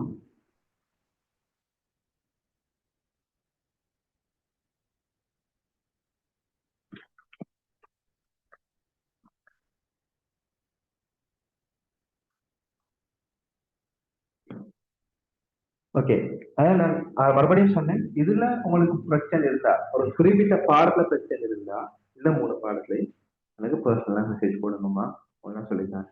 உண்மையிலுமே எனக்கு சொல்லி தரலாம். டைம் நீண்டு கொண்டு போகுது. சில நேரங்கள்ல சில பிள்ளைகளுக்கு அது போரிங்காக போகும். அதனாலதான் சொல்றேன், உங்களுக்கு இந்த 3 பாடத்துலையும் தனிப்பட்ட பிரச்சனை இருந்தா கட்டாயம் பர்சனலா தொடர்பு கொள்ளுங்க. நான் உங்களுக்கு எந்த டைம்ல உங்களுக்கு ஹெல்ப் பண்ணுவேன். அதுல எந்த இஷ்யூவும் இல்லை எனக்கு. ஓகே, சரி. ஓகே, வேற என்ன சம்பந்தமான வேற விஷயங்கள் இருந்தாலும் சரியா, டைம் போறதுனால வேற விஷயங்கள் இருந்தாலும் எனக்கு பர்சனலா கான்டாக்ட் பண்ணுங்க. சரி, நான் உங்களுக்கு என்னால என்னமான ஹெல்ப் பண்ண உங்களுக்கு படிக்கிறதுக்கு. சரி, இப்ப நான் 100 days பிளானிங்க்கு நான் மூவ் ஆக போறேன். அதனால சொல்றேன், இந்த கான்டாக்ட் நம்பர் கான்டாக்ட் பண்ணுங்க. வசீம் ஹாமித் இதான் என் பேர். சரி,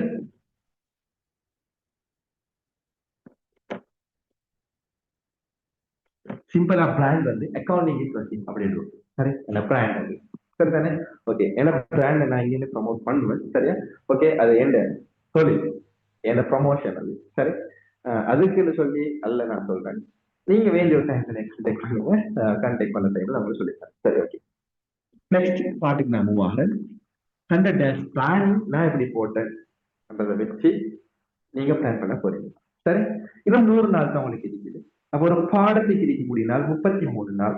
ஒரு பாடத்துக்கு இருக்கக்கூடிய நாள் 33 நாள். சில நேரங்கள்ல சில பிள்ளைகள் நீங்க என்ன செய்வீங்கன்னு சொன்னா,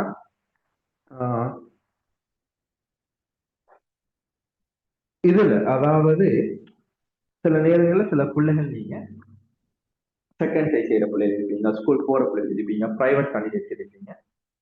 அவங்க ஒவ்வொருத்தரும் நான் சொல்ற விஷயத்த தனக்கேத்த மாதிரி தெரிஞ்சுக்கணும். சரியா?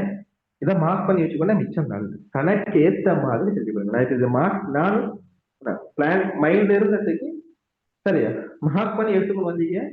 எப்படி அந்த பிளானை போடுது, பெரிய ஒரு பிளானிங் செஷன் ஒன்று இருக்குது, பெரிய ஒரு விஷயம் ஒன்று இருக்குது. அதை ஏழுமான அளவுக்கு சிம்பிளாகி தர பார்க்கிறேன். சரியா? பெரிய விஷயம் உண்டு, நான் பிளானுக்காக எடுத்த விஷயம் உண்டு. உங்களுக்கு இந்த செஷனுக்குன்னே நான் தேடி எடுத்த ஒரு விஷயம். என்ன பிளானிங் செஷனோட சேர்த்து நான் போட்ட பிளானோட சேர்த்து இன்னும் எக்ஸ்ட்ரா என்ன உங்களுக்கு காட்டலாம் சொல்லி தந்த விஷயம் உண்டு. இன்னும் பல பேர்கள்ட்ட விசாரிச்சு பல வீடியோக்கள் யூடியூப்கள்லையும் நான் பார்த்துதான் இந்த செஷனை ரெடியாது. சரியா? நிறைய விஷயங்கள் நிறைய தேடிதான் இந்த விஷயத்த நான் செஞ்சேன். உங்களுக்கு செஷனை செஞ்சு பண்ணிக்கிறேன். சரி, இப்ப அதுல வந்து பிள்ளைகள் நான் உங்களுக்கு சொல்ற சிஸ்டம் வந்து ஐலண்ட் ஃபர்ஸ்ட் எடுத்த பிள்ளைகள் ஃபாலோ பண்ண சிஸ்டத்துல இருந்து சில விஷயங்கள் எடுத்துதான் ஐலண்ட்ல ஃபர்ஸ்ட் எடுத்த பிள்ளைகள் அவங்களோட இன்டர்வியூல அவங்க ஃபாலோ பண்ண சில சிஸ்டங்கள் சொல்லிக்கிறாங்க. அப்ப அவங்க ஃபாலோ பண்ண சிஸ்டம், நான் ஃபாலோ பண்ண சிஸ்டம், இப்படி பல விஷயங்களை வச்சுதான் இந்த 100 டேஸ் பிளான நான் உங்களுக்காக சொல்றேன். So make it simple. சிம்பிளா உங்களுக்கு தேவையான மெத்தட்ல அந்த பிளானை நீங்க போட்டுக்கொள்ளுங்க. போட்டு கொண்டுட்டு சரியா அதை நீங்க ஒப்சர்வ் பண்ணணும். அந்த ஒப்சர்வேஷன் செஷனை வந்து நான் இந்த கிளாஸ்ல ஜாயின் ஆகிற பிள்ளைகளுக்கு என்ன எல்லாரும் செஞ்சு கொள்ள கஷ்டம் வைடா சரியா கிளாஸ்ல லிமிட்டட் குரூப் மட்டும் தான் ஜாயின் ஆகிறாங்க. அவங்களோட நான் பேசுறேன். உங்களுக்கு ஒப்சர்வேஷன் செஷனோட கட்டாயம் வீட்டில் நடக்கும். சரிதானே? அப்ப அந்த க்ரௌடுக்கு நான் கட்டாயம் உங்களோட ஒப்சர்வேஷன் செஷனோட நான் செய்வேன். அந்த ஒப்சர்வ்ல வந்து உங்களுக்கு சில விஷயங்கள் பெனிஃபிட் கிடைக்கும். ஓகே, அப்ப நான் பேசுறேன் என்ன விஷயம் கேட்டா 100 டேஸ் பிளானிங். 100 டேஸ் பிளானிங் வந்து ஃபர்ஸ்ட்டுக்கு நீங்க பார்த்து கொள்ளணும், ஒரு நாளைக்கு எனக்கு எத்தனை ஹவர் படிக்கலாம், எத்தனை ஹவர் படிக்கலாம், எத்தனை ஹவர் படிக்கலாம்டா அதை எப்படி பார்க்கணும்டாக்குள்ள நான் வளமே 6 மணிலேருந்து 8 மணி தான் படிக்கலாம், 2 ஹவர் தான் அப்படியெல்லாம் பார்க்கணும். சரி, ஒரு நிமிஷம் கூட வீணாக்காம யோசிக்கும். ஒரு நிமிஷத்தை கூட வீணாக்கப்படாது அப்படின்ற சிந்தனையில நான் எத்தனை ஹவர் படிக்கலாம் என்றதை இருக்கு. ஒரு நிமிஷம் கூட வீணாக்கப்படாது, இல்ல 1 மினிட் கூட வேஸ்ட் பண்ணப்படாது அப்படின்ற திங்கிங் தான். இப்ப சிம்பிளா மேக் இட் சிம்பிள். சிம்பிளா எடுங்க. 1 மினிட் கூட வேஸ்ட் பண்ணப்படாது அப்படின்னா ஸ்கூல் போற பிள்ளைகள் ஸ்கூல் விட்டு 2 மணிக்கோ 1:30க்கு வருவீங்க. வந்துட்டு சரி உங்களோட லஞ்ச் உங்களோட பிரேக் எல்லாம் முடிச்சுட்டு உங்களுக்கு கிளாஸஸ் ஈவினிங் இருக்குது இல்ல, ஒரு 6 o'clock வீட்டுக்கு வந்துருவீங்க. இல்லாட்டி உங்களோட ஹாஸ்டலுக்கு வந்துருவீங்க. ஆஃப்டர் 6 கிளாஸ் இருக்கிறது ஆக போறோம். ஜூம் கிளாஸ் வந்து இருக்குது. ஓகே, அப்படின்னா ஒரு 10 o'clock ஜூம் கிளாஸ் முடியுது அப்படின்னா 6 o'clock முடிஞ்சிட்டு 8 o'clock தான் ஜூம் கிளாஸ் இருக்குது. இல்லாட்டி 6ல இருந்து 8 வரைக்கும் ஜூம் இருக்குது. அது ஜூம் ஒன்றே இல்ல, 6 o'clock முடியுது. இப்ப நீங்க ஒரு 12 o'clock வரைக்கும் ஒரு நாளைக்கு உங்களுக்கு படுக்கிறதுக்கான தூங்குறதுக்கான டைம் மேக்சிமம் நைட் டைம்ல 4 hours or 5 hours. 4 hours தான் மேக்சிமம். அதை விட நீங்க தூங்கிட்டீங்கன்னா தூங்கி கொண்டேதான் இருக்கணும். சிலவங்களுக்கு அப்படி பிரச்சனை இருக்குது. நான் 4 hours எனக்கு ஒரு 6 hours தூங்கினா தான் நிம்மதி. அப்படி இல்லை, நீங்க ரெஸ்ட் எடுக்கிறதுக்கு டைமை கூட்டிட்டீங்கன்னா சரிதான். சரி, நீங்க ஸ்கூல் விட்டு வந்து ஒரு 1 hour வேணும்னா தூங்கிக்கும். ஸ்கூல் 1:30க்கு 2 மணிக்கு விடுதுண்டா, உங்களோட வீட்டுக்கு ஒரு 3 மணிக்கு வந்து உங்களுக்கு எல்லா வேலையும் முடிச்சு போல இருந்தா 4 மணி ஆட்டாட்லையும் சரி தூங்கிக்கும். 4 hours இப்படி டைம் பேலன்ஸ் பண்ணி உங்களுக்கு எத்தனை ஹவர் படிக்கலாம். சில பிள்ளைகள் ஸ்கூல் போறல, அவங்க குறைஞ்சது ஒரு நாளைக்கு 12 hour படிக்கணும். ஸ்கூலும் போற வீட்டுல தான் இருக்கிறாங்க. ஸ்கூல் 6 hour வீட்டுல தான் இருக்கிறாங்க.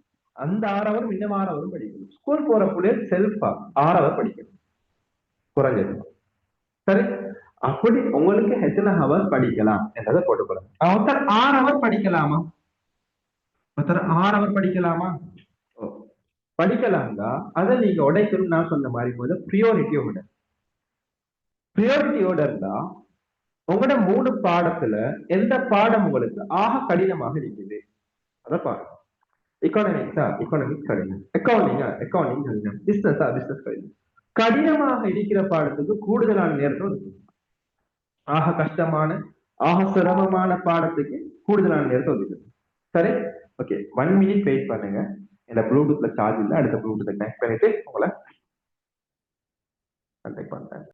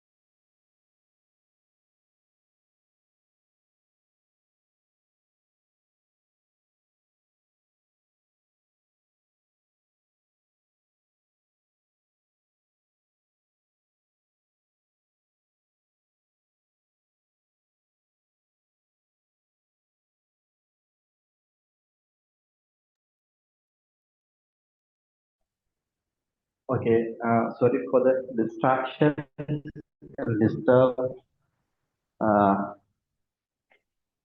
ப்ளூடூத்ல சார்ஜ் கொஞ்சம் குறைஞ்சிட்டு, அதனால தான் அடுத்த ப்ளூடூத்தை கனெக்ட் பண்ணி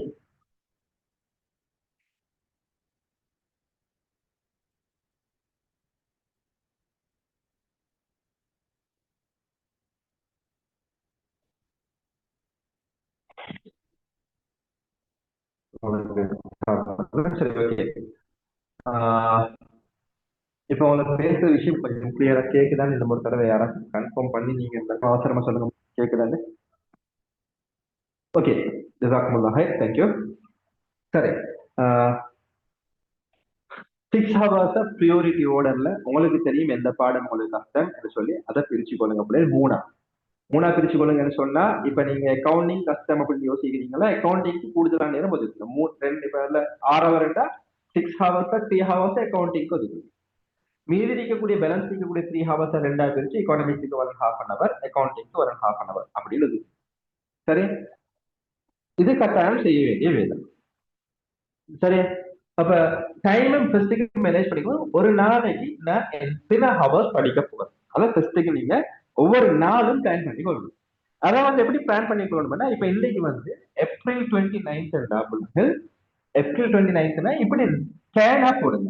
ஏப்ரல் 29 எனக்கு எந்தெந்த ஹவர்ஸ் படிக்கலாம் அதை கட்டாயம் போடுங்க. இத்தனை ஹவர்ஸ், இந்த ஹவர்ஸ் 8 to 10, 10 to 12 அப்படின்னு போடுங்க. அப்புறம் ஏப்ரல் 30 நீங்க அதை போட்டுக்கிட்ட திங்கள் இந்த படிப்போம், செவ்வாய்க்கிழமை இந்த கிழமை இந்த பாடம் படிப்போம், அந்த பிளான் சக்சஸ் இல்லாத பிளான். திங்கக்கிழமை நான் படிப்பேன் அப்படி இல்லை. ஏப்ரல் 30 உங்களுக்கு ஏப்ரல் 30 என்ன கமிட்மெண்ட்ஸ் இருக்குதுன்னு உங்களுக்கு நல்லாவே தெரியும். ஏப்ரல் 30 என்ன கிழமை, நாளை Thursday என்ன கமிட்மெண்ட்ஸ் இருக்குது, என்ன கிளாஸஸ் இருக்குது உங்களுக்கு நல்லா தெரியும். அப்ப எப்படி படிக்கலாம் என்ற பிளானிங் உங்களுக்கு போட்டு, அப்ப அந்த பிளானிங் எத்தனை ஹவர்ஸ் என்றதை போடுங்க. அதை நான் சொன்ன மாதிரி உடையுங்க. எப்படி உடையுங்க? ப்ரியோரிட்டி ஆர்டர்ல உடையுங்க. உடம்புக்கு பிள்ளைகள் இப்ப ஒரு பாடத்தை எடுத்தா, எக்கானமிக்ஸ் எடுத்தா, எக்கானமிக்ஸ்ல 12 யூனிட்ஸ் இருக்குது. 13ல 6, 12 6, 12 யூனிட்லையும் உங்களோட தலைப்பு தெரியும், தலைப்பு 12ஐயும் எழுது. சரி, 12 தலைப்பையும் எழுதுங்க. எக்கானமிக்ஸ் எடுத்தா எக்கானமிக்ஸ் 12 தலைப்பையும் எழுது.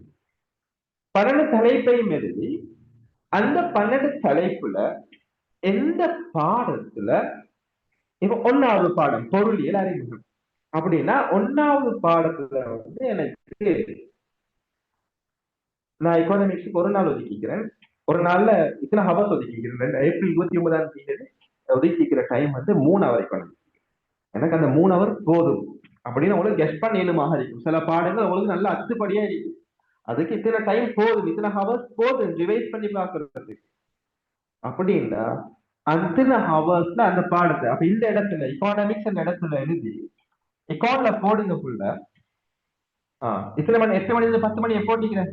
யூனிட் 1 ஏப்ரல் 29 யூனிட் 1 அப்படின்னு போடு. இதை ஒரு வீக்குக்கு ஒரு செஷன் வேணும், ஒரு வீக்குக்கு ஒரு பிளானிங் வேணும். அந்த வீக் பிளானிங்ல நீங்க செய்ய வேண்டிய வேலை என்னன்னா, வீக் பிளானிங்ல சரி டெய்லி செக்கிங் ஷீட் அதுல வந்து டே 1 டே அப்ப ஸ்டடி ஹவர்ஸை போட்டு சப்ஜெக்டை போட்டு எக்கானமிக்ஸ்ல என்ன கவர் பண்ண போறீங்க, யூனிட் 1 கவர் பண்ண போறேன், யூனிட் 2 கவர் பண்ண போறேன், யூனிட் 3 கவர் பண்ண போறேன் அப்படின்னு சொல்லி போட்டுக்கொள்ளுங்க. சரி, அப்ப யூனிட் 1ல எக்கானமிக்ஸ்ல போட்டுட்டு என்ன செய்ய போறீங்க, உங்களோட டாஸ்க் என்ன? யூனிட் 1ல என்ன டாஸ்க்? Unit 1 revision. 2 ஹவர்ஸ் ஒதுக்கிக்கிறீங்களா, எனக்கு 1 hour ரிவிஷன் செஞ்சா போதுமா? 1 hour ரிவிஷன் யூனிட் 1ல. அப்ப நெக்ஸ்ட் டாஸ்க் என்ன? நெக்ஸ்ட் டாஸ்க் படிச்ச பாடத்துல பயிற்சி. 1 hour ஒதுக்கி 2 hour ஒதுக்கி இருந்தா எக்கானமிக்ஸுக்கு 2 hours ஒதுக்கி இருந்தா என்ன செய்யுங்கன்னு கேட்டா, ஒரு 1 hour ஒதுக்குங்க பாடத்தை ரிவைஸ் பண்றதுக்கு. 1 hour ஒதுக்குங்க பாடத்தை ரிவைஸ் பண்றதுக்கு. பேலன்ஸ் half an hour ஒதுக்குங்க புள்ள. சரி, half an hour ஒதுக்குங்க.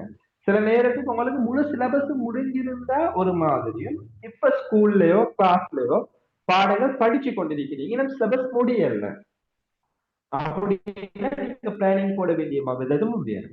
அப்ப ரெண்டையும் நான் சொல்லித்தரேன். இப்ப நான் சொல்ற விஷயம் சிலபஸ் முடிச்சவங்களுக்கு. சிலபஸ் கூட 12 பாடம் முடிஞ்சு, அக்கௌண்டிங்ல 16 பாடமும் முடிஞ்சு, பிசினஸ் ஸ்டடீஸ்ல 18 பாடம் நினைக்கிறேன், 18 பாடங்களும் முடிஞ்சு அப்படின்னு சொன்னா சரி. நீங்க செய்ய வேண்டிய விஷயம் தான் நான் உங்களுக்கு இப்ப சொல்றேன். இது முடிந்ததோட நான் அப்படி இப்ப கண்டினியூவா கரண்ட்லி உங்களுக்கு பாடம் ரன் ஆகி கொண்டிருக்கிறவங்களுக்கும் நான் செஷன் சொல்றேன். சரி, அப்ப 1 hour ஒதுக்குங்க உங்களோட இந்த பாடத்தை ரிவைஸ் பண்றது. அதுக்கப்புறம் பேலன்ஸ் 1 hour ரெண்டாவது இருக்குங்க, ஹாஃப் அன் ஹவருக்கு ரெண்டா. அந்த ஹாஃப் அன் ஹவர் ரெண்டுல என்ன செய்யுங்கன்னா, ஃபர்ஸ்ட் ஹாஃப் அன் ஹவர்ல MCQs ஆக முக்கியம், பார்ட் 1 கேள்வி. ரெண்டாவதுல இன்னைக்கு படிச்ச பாடத்துல ஸ்ட்ரக்சர் கேள்வி அப்படின்னு ஒரு, சரியா, ஸ்ட்ரக்சர் கேள்வி அப்படின்னு ஒரு MCQ எத்தனை செய்வேன் 20 MCQ செய்வேன் இந்த பாடத்துல, சுவரா செய்வேன். 20 MCQ கம்ப்ளீட் பண்ணவே வேணும். ஹாஃப் அன் ஹவர் எடுத்தா உங்களுக்கு 12 MCQ கிட்ட கம்ப்ளீட் பண்ணலாம். 13 MCQ கம்ப்ளீட் பண்ணலாம் ஹாஃப் அன் ஹவர். 12 அல்லது 13 MCQ என்பது சொல்லு எழுதுங்க. எப்படி?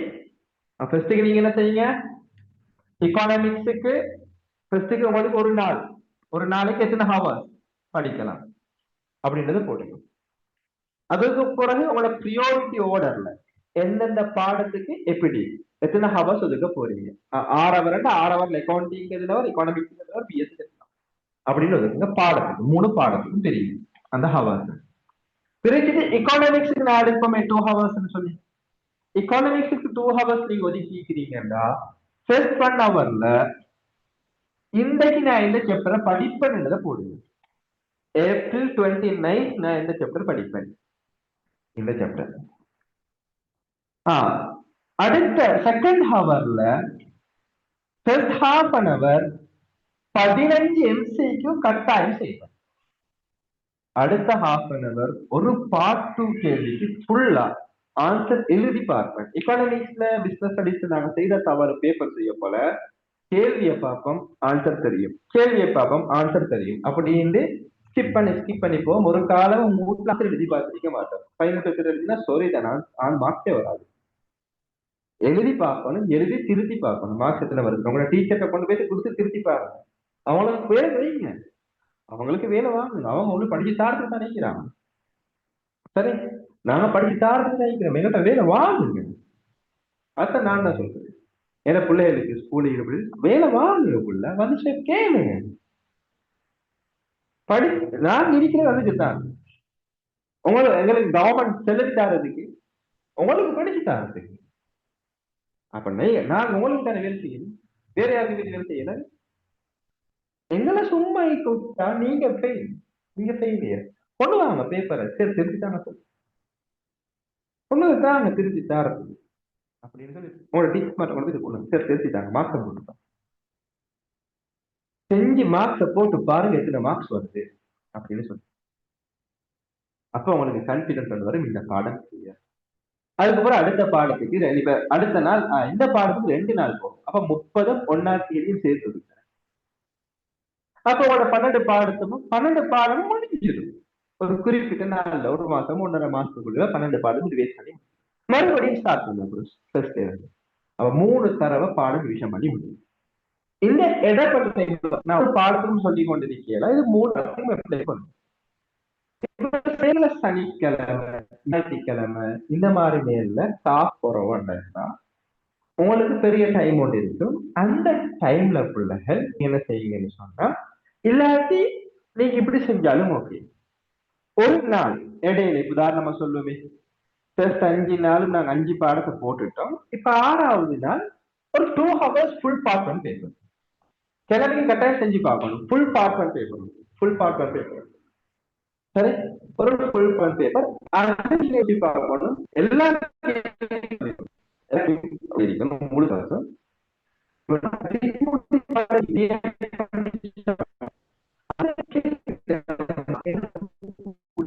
3 யூனிட் சந்தை சமநிலை வரைக்கும், சந்தை நிலை வரைக்கும் 3 யூனிட் முடிச்சிருந்தா அது சந்தை சமநிலை வரைக்கும் உள்ளே பார்க்கிறது.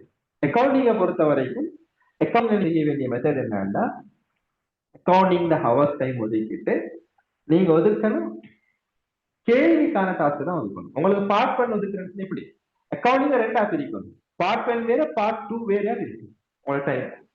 பார்ட் 1க்கு வேற மாதிரி நாங்க ட்ரெயின் ஆகணும், பார்ட் 2க்கு வேற. பார்ட் 1 இந்த பாடத்துல பார்ட் ட்ரை பண்றேன். அறிமுகம் ஃபர்ஸ்ட்டுக்கு நீங்க 4 பாடம், அதுல பார்ட் 1 ஒரு ட்ரை பண்ணுங்க. டவுட் வர அக்கௌண்ட்ஸ் வந்து படிச்ச கிளியரா விளங்கிக்கொள்ளும். அக்கௌண்ட்ஸ்ன்றது அதுதான், படிச்சதை கிளியரா விளங்கி இருக்குதான்னு பார்க்கணும். விளங்கி இருந்தா அட்லீஸ்ட் பண்ணி தான் பார்க்க இல்லையா, பாடத்தை கொஞ்சம் பார்த்தாச்சு அதுதான் ரெஸ்பான்ஸ் செய்யற மாதிரி. பாடத்தை பார்க்கறேன்னா பாடத்தை படிக்கிறது அக்கௌண்ட்ஸ் படி படிக்கலாம், எக்கானமிக்ஸ் படிக்கிற மாதிரி இப்படி பேசி பேசி படிக்கலாம், சொல்லி சொல்லி பாடமாக்கி படிக்க செஞ்சுதான் பார்க்கணும். அது இப்படிதான் செய்யணும், இப்படிதான் செய்யணும், இப்படிதான் செய்யணும். ஓகே, இது நான் சொல்றேன் சிலபஸ் முடிச்சாக்கு அக்கௌண்ட்ஸ் மாதிரி தான் சொல்லி கொண்டிருக்கிறேன். அக்கௌண்ட்ஸ் சிலபஸ் முடிச்சாக்கு சரி, சிலபஸ் பேசி கொண்டிருக்கிறார்கள் கல்வி. சரி, இப்ப என்ன விஷுவல் கிளாஸ் வர பிள்ளைகளுக்கெல்லாம் சிலபஸ் முடிஞ்சு கம்ப்ளீட்டா முடிஞ்சு ஒரு மாசத்துக்கு மேல. சரி, இப்ப அவங்க ப்ராக்டிஸ் தான். அப்படி ஆக்களுக்கு இந்த மாதிரி என்ன அக்கௌண்ட்ஸ் சிலபஸ் முடிஞ்சவங்க இப்ப என்ன செய்யுங்க, அக்கௌண்ட்ஸ்ல பார்ட் 1 ஒதுக்குங்க டைம், பார்ட் 2க்கு டைம் ஒதுக்குங்க. பார்ட் 1ல இந்த ஏரியாக்களை நான் இப்ப செஞ்சு பார்க்க போறேன். இந்த ஏரியாக்களை இந்த இடத்துல பிரச்சனை வருது, ஓகே, பிரச்சனை ஐடென்டிஃபை பண்ணி ஓகே அதை செஞ்சு பார்க்கல. இப்ப போயிட்டு சிலபஸ்ல இந்த கேள்வி செய்யக்கூட பிரச்சனை வருது, இதுல என்ன சொல்யூஷன் இருக்கு? இப்ப உதாரணமா வெட்டோட சேர்த்த கொடுக்கல் வாங்கலோட எனக்கு கணக்கு சமன்பாடுல பதிவு செய்ய இயலாம். அதை எப்படி பதிவு செய்யறது? இவ போயிட்டு பாருங்க, பார்ட் 1 செய்த மெத்தட். பார்ட் 2ல இல்லைங்களா கம்பெனி செய்யக்கூட இந்த எல்கேஎஸ் 16 சீராக்க அவனுக்கு கொஞ்சம் முட்டுக்கட்டே இருக்கு. ஓகே, அப்ப இவர் எப்படி கிளியர் பண்றது? அதை கிளியர் பண்ணிக்கணும். இப்ப 2 நாளைக்கு கம்பெனி 2 நாளைக்கு கம்பெனி ஒதுக்கி பாருங்க. கம்பெனி கேள்வி சரியாகும் வரைக்கும் ஒரு 3 நாளோ 4 நாளோ 5 நாளோ பார்ட் 2 ஒதுக்கணும். சில கேள்விகளுக்கு கணக்கில் சமன்பாடு ஒரு நாள் போதும். அப்படின்னு நீங்க தான் உங்களுக்கான டைம் டிசைட் பண்ணிக்கலாம். அக்கௌண்ட்ஸ் பார்ட் 1க்கு வேற பார்ட் 2க்கு வேற டைம் ஒதுக்கணும். பிஎஸ்ஸும் எக்கானமிக்ஸும் சேம் டைம் வே ஒதுக்கினா சரி, மற்ற பாட ஆர்ட் ஸ்ட்ரீம்ல ஜெயிக்க மற்ற பாடங்கள் உங்களோட பாடத்துக்கு ஏற்ற மாதிரி பிளான் பண்ணிக்கொள்ளுங்க. பாடத்துக்கு சம்பந்தமான டீப் நாலேஜ் எனக்கு இல்லை. சரியா? ஓகே, அப்ப இப்படி பிளான் பண்ண வேண்டிய விஷயம் அந்த 4 செஷனை படிச்சு முடிச்ச பிள்ளைகள். இப்ப இன்னும் சிலபஸ் போயிட்டு கொண்டிருக்கிறது என்ற பிள்ளைகள் என்ன செய்யுங்க, அக்கௌண்டிங்ல போயிட்டு கொண்டிருக்கிற பிள்ளைகள் என்ன சொன்னா, ஃபர்ஸ்ட் 1 வர நீங்க என்ன ஒதுக்குங்கன்னு சொன்னா, இப்ப போயிட்டு கொண்டிருக்கக்கூடிய பாடம் அது எக்கானமிக்ஸ் தான் டிஸ்கஸ் பண்ணிட்டேன். போயிட்டு கொண்டிருக்கக்கூடிய பாடம் என்ன, ரிவிஷன்ல ஒரு பாடம் போகுது, தியரியில ஒரு பாடம் போகுது. அப்ப ரிவிஷனுக்கு 1/2 hour, தியரிக்கு 1/2 hour. அது பதிக்கு ரிவிஷன்ல இந்த பாடம் படிச்சோம், அதை பத்தி மீட்டுறதுக்கு உங்களுக்கு சம்டைம் ரெக்கார்டிங் செஷன் இருக்கும். நீங்க அப்படி இல்லாட்டி உங்களோட ஸ்கூல்ல போயிட்டு இருந்தா பாடம் போயிட்டு இருந்தா அதுல மீட்டர் பயிற்சிகள் இருக்கும், இல்லாட்டி நோட்ஸ் இருக்கும். அந்த பாடங்கள் அந்த நோட்டை விளங்குறதுக்கு ஒரு 1/2 hour எடுக்கிறது. இன்னைக்கு படிச்சிருந்த போதும் தானே 1/2 hour எடுக்கிறது. அப்ப 1 hourக்குள்ள தியரி ரிவிஷன் இருந்து முடிஞ்சிடும். சரி, இப்ப மொத்த 1 hour என்ன செய்யறதுன்னா பிளான். என்ன பிளான்? இந்த மாதிரி ஒரு பிளான் ஒன்று போட்டு அதான் 1/2 hour தான் உங்களுக்கு ஸ்டடி இருக்கு பாக்குறதுக்கு, மீதி 1/2 hour கொஸ்டின் இருக்கு. 1/2 hour கொஸ்டின் செய்யறா ஒன்றோ பார்ட் 1 ஒன்றோ பார்ட் 2 ரெண்டுல ஒன்றுதான் அப்படி பிளான் பண்ணணும்.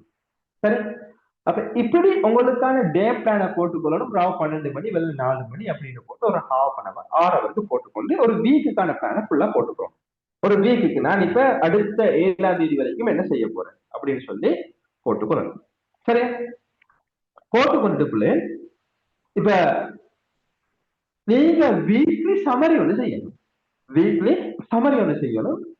வீக்குக்கு ஒரு நாளைக்கு இந்த 29ஆம் தேதி 6 hour படிக்கிறேன்னு போட்டிக்கிற, 30ஆம் தேதி 6 hour படிக்கிறேன்னு போட்டிக்கிற, 31ஆம் தேதி வெள்ளிக்கிழமை போய 1ஆம் தேதி வெள்ளிக்கிழமை போய 12 hour படிக்கிறேன்னு போட்டிக்கிற, லீவ் போய 12 hour படிக்கிறேன்னு போட்டிக்கிற, சனிக்கிழமை லீவ் 12 hour படிக்கிறேன்னு போட்டிக்கிற. அப்ப 7 நாளைக்கு எத்தனை hour வருது? 7 hours. டோட்டலா 7 days எத்தனை hour? இதோ ஒரு hour ஒதுக்கி இந்த பிளான போட்டாலும் நடக்கும். நாங்க எங்களுக்கு வாரம்னா பேசி படிக்கிற புக்கா என்ன படிக்கணும்னு தெரியும், அதனால எங்கிருந்து படிக்கணும்னு தெரியும். இதனால என்சிஓல பார்த்துட்டு முடியாது. அதான் நடக்கிற பிரச்சனை.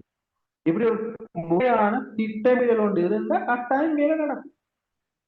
சரி, அதான் நீங்க என்ன செய்யுங்க, டோட்டலா எத்தனை ஹவர்ஸ் நடக்கும் அப்புறம் ஒரு பாடத்துக்கும் எத்தனை யூனிட் கம்ப்ளீட் பண்றேன்னு நான் போட்டிக்கிறேன். அதை போட்டு நான் எக்கானமிக்ஸுக்கு 7 நாள் 2 யூனிட், அக்கௌண்டிங்க்கு இத்தனை கொஸ்டின், பார்ட் 1 இத்தனை கொஸ்டின், பார்ட் 2 இத்தனை ஏரியா, பிசினஸ் ஸ்டடிஸுக்கு இத்தனைன்றதை மார்க் பண்ணி கொடுங்க. வீக்லி சம்மரி வந்து செஞ்சு கொடுங்க.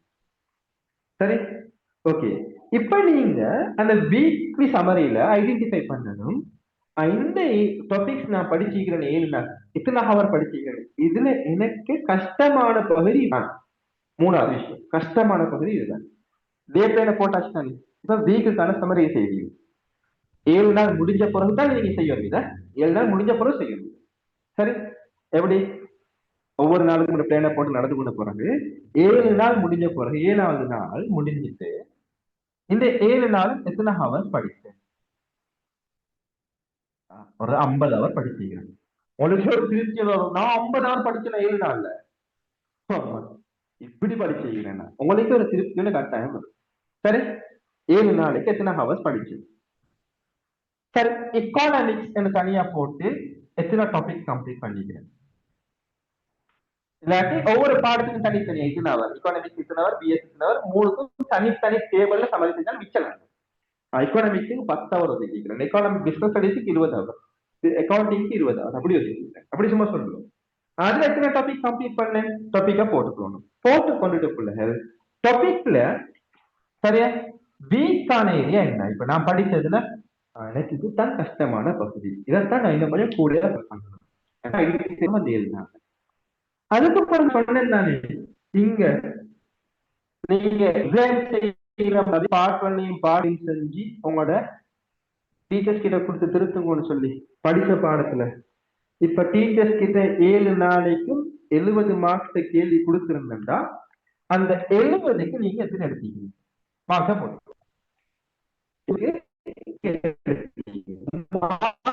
உங்களுக்கு சரி. இப்ப பாருங்க, ஃபர்ஸ்ட் வீக் இந்த வேலையை செஞ்சுட்டு செகண்ட் வீக்க பாருங்க, நீங்க இம்ப்ரூவ் ஆகிருக்கிறீங்களா இல்லையா? நீங்க இம்ப்ரூவ் ஆகிருக்கிறீங்களா இல்ல என்றத பாருங்க. சரி, இம்ப்ரூவ் ஆகிருக்கிறீங்கன்னு சொன்னா ஓகே.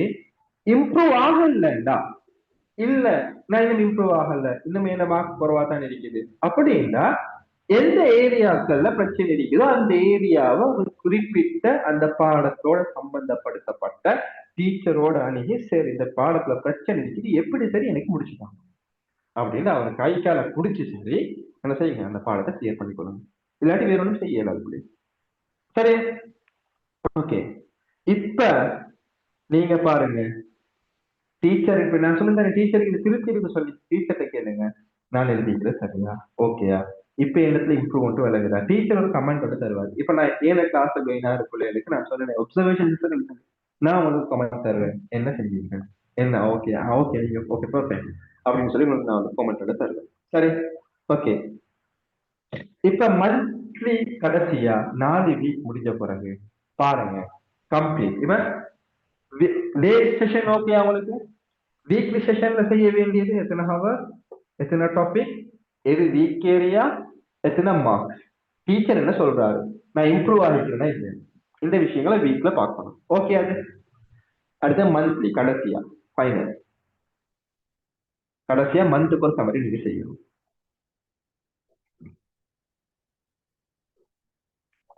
ஓகே, வீக் சமரியும் ஓகே, டே சமரியும் ஓகே தானே பிள்ளை? சரி, இப்போ மந்த்லி சமரி, மந்த்லி சமரிக்கு நீங்க பார்க்கணும் என்னன்னு சொன்னா சரியா, மந்த்லி சமரிக்கு டோட்டல் சிலபஸ்ல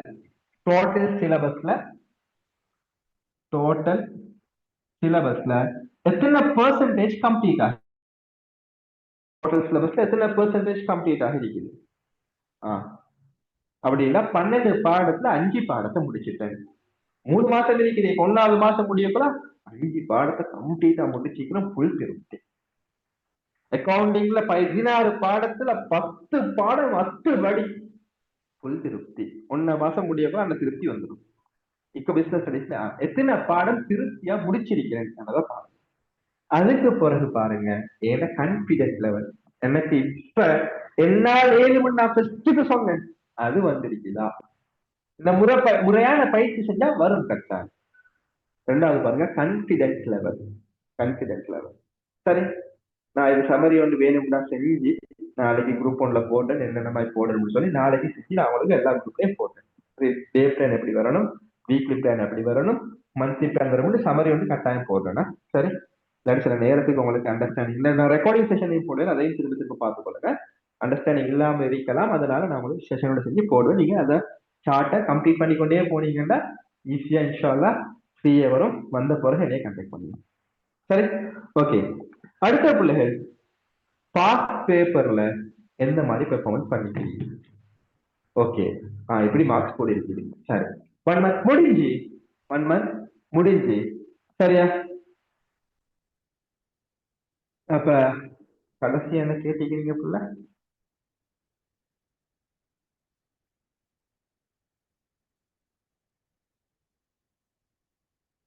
என்னமோ கேட்டீங்க.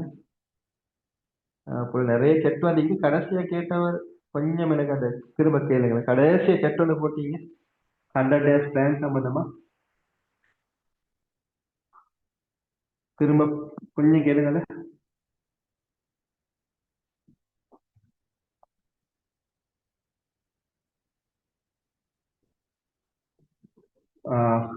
ஓகே, அதை நான் கடைசியா சொல்றேன் உங்களுக்கு. சரியா? ஓகே, சரி. அப்ப அடுத்த 1 மந்த்துக்கான ஸ்ட்ராட்டஜியை போடுங்க. 1 மந்த் முடிஞ்ச அப்புறம் அடுத்த 1 மந்த்துக்கான ஸ்ட்ராட்டஜியை போடுங்க. இப்ப நீங்க என்ன செய்யுங்க, 1 மந்த் கம்ப்ளீட். இப்ப கான்ஃபிடன்ஸ் வரும். 3 மாசத்துல மொத்த சிலபஸ் உங்களோட கைக்கு வந்து மொத்த சிலபஸ் உங்களோட கைக்கு வந்து இந்த ஸ்ட்ராட்டஜி ஸ்கூல்ல நான் படிச்ச மெத்தட், சைலண்ட் ஃபர்ஸ்ட் எடுத்துக்குள்ள படிச்ச மெத்தட், இன்னும் பல எக்ஸ்பர்ட் மெத்தட்களை வச்சுதான் நான் ஒரு ஃபைனல் கன்க்ளூஷன் மெத்தட். சரி, இது உங்களுக்கு யோசனை.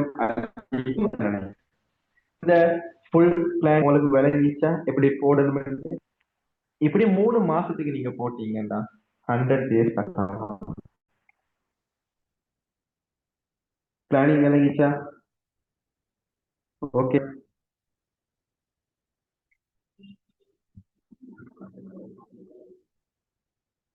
ஓகேம்மா, தேங்க்யூ.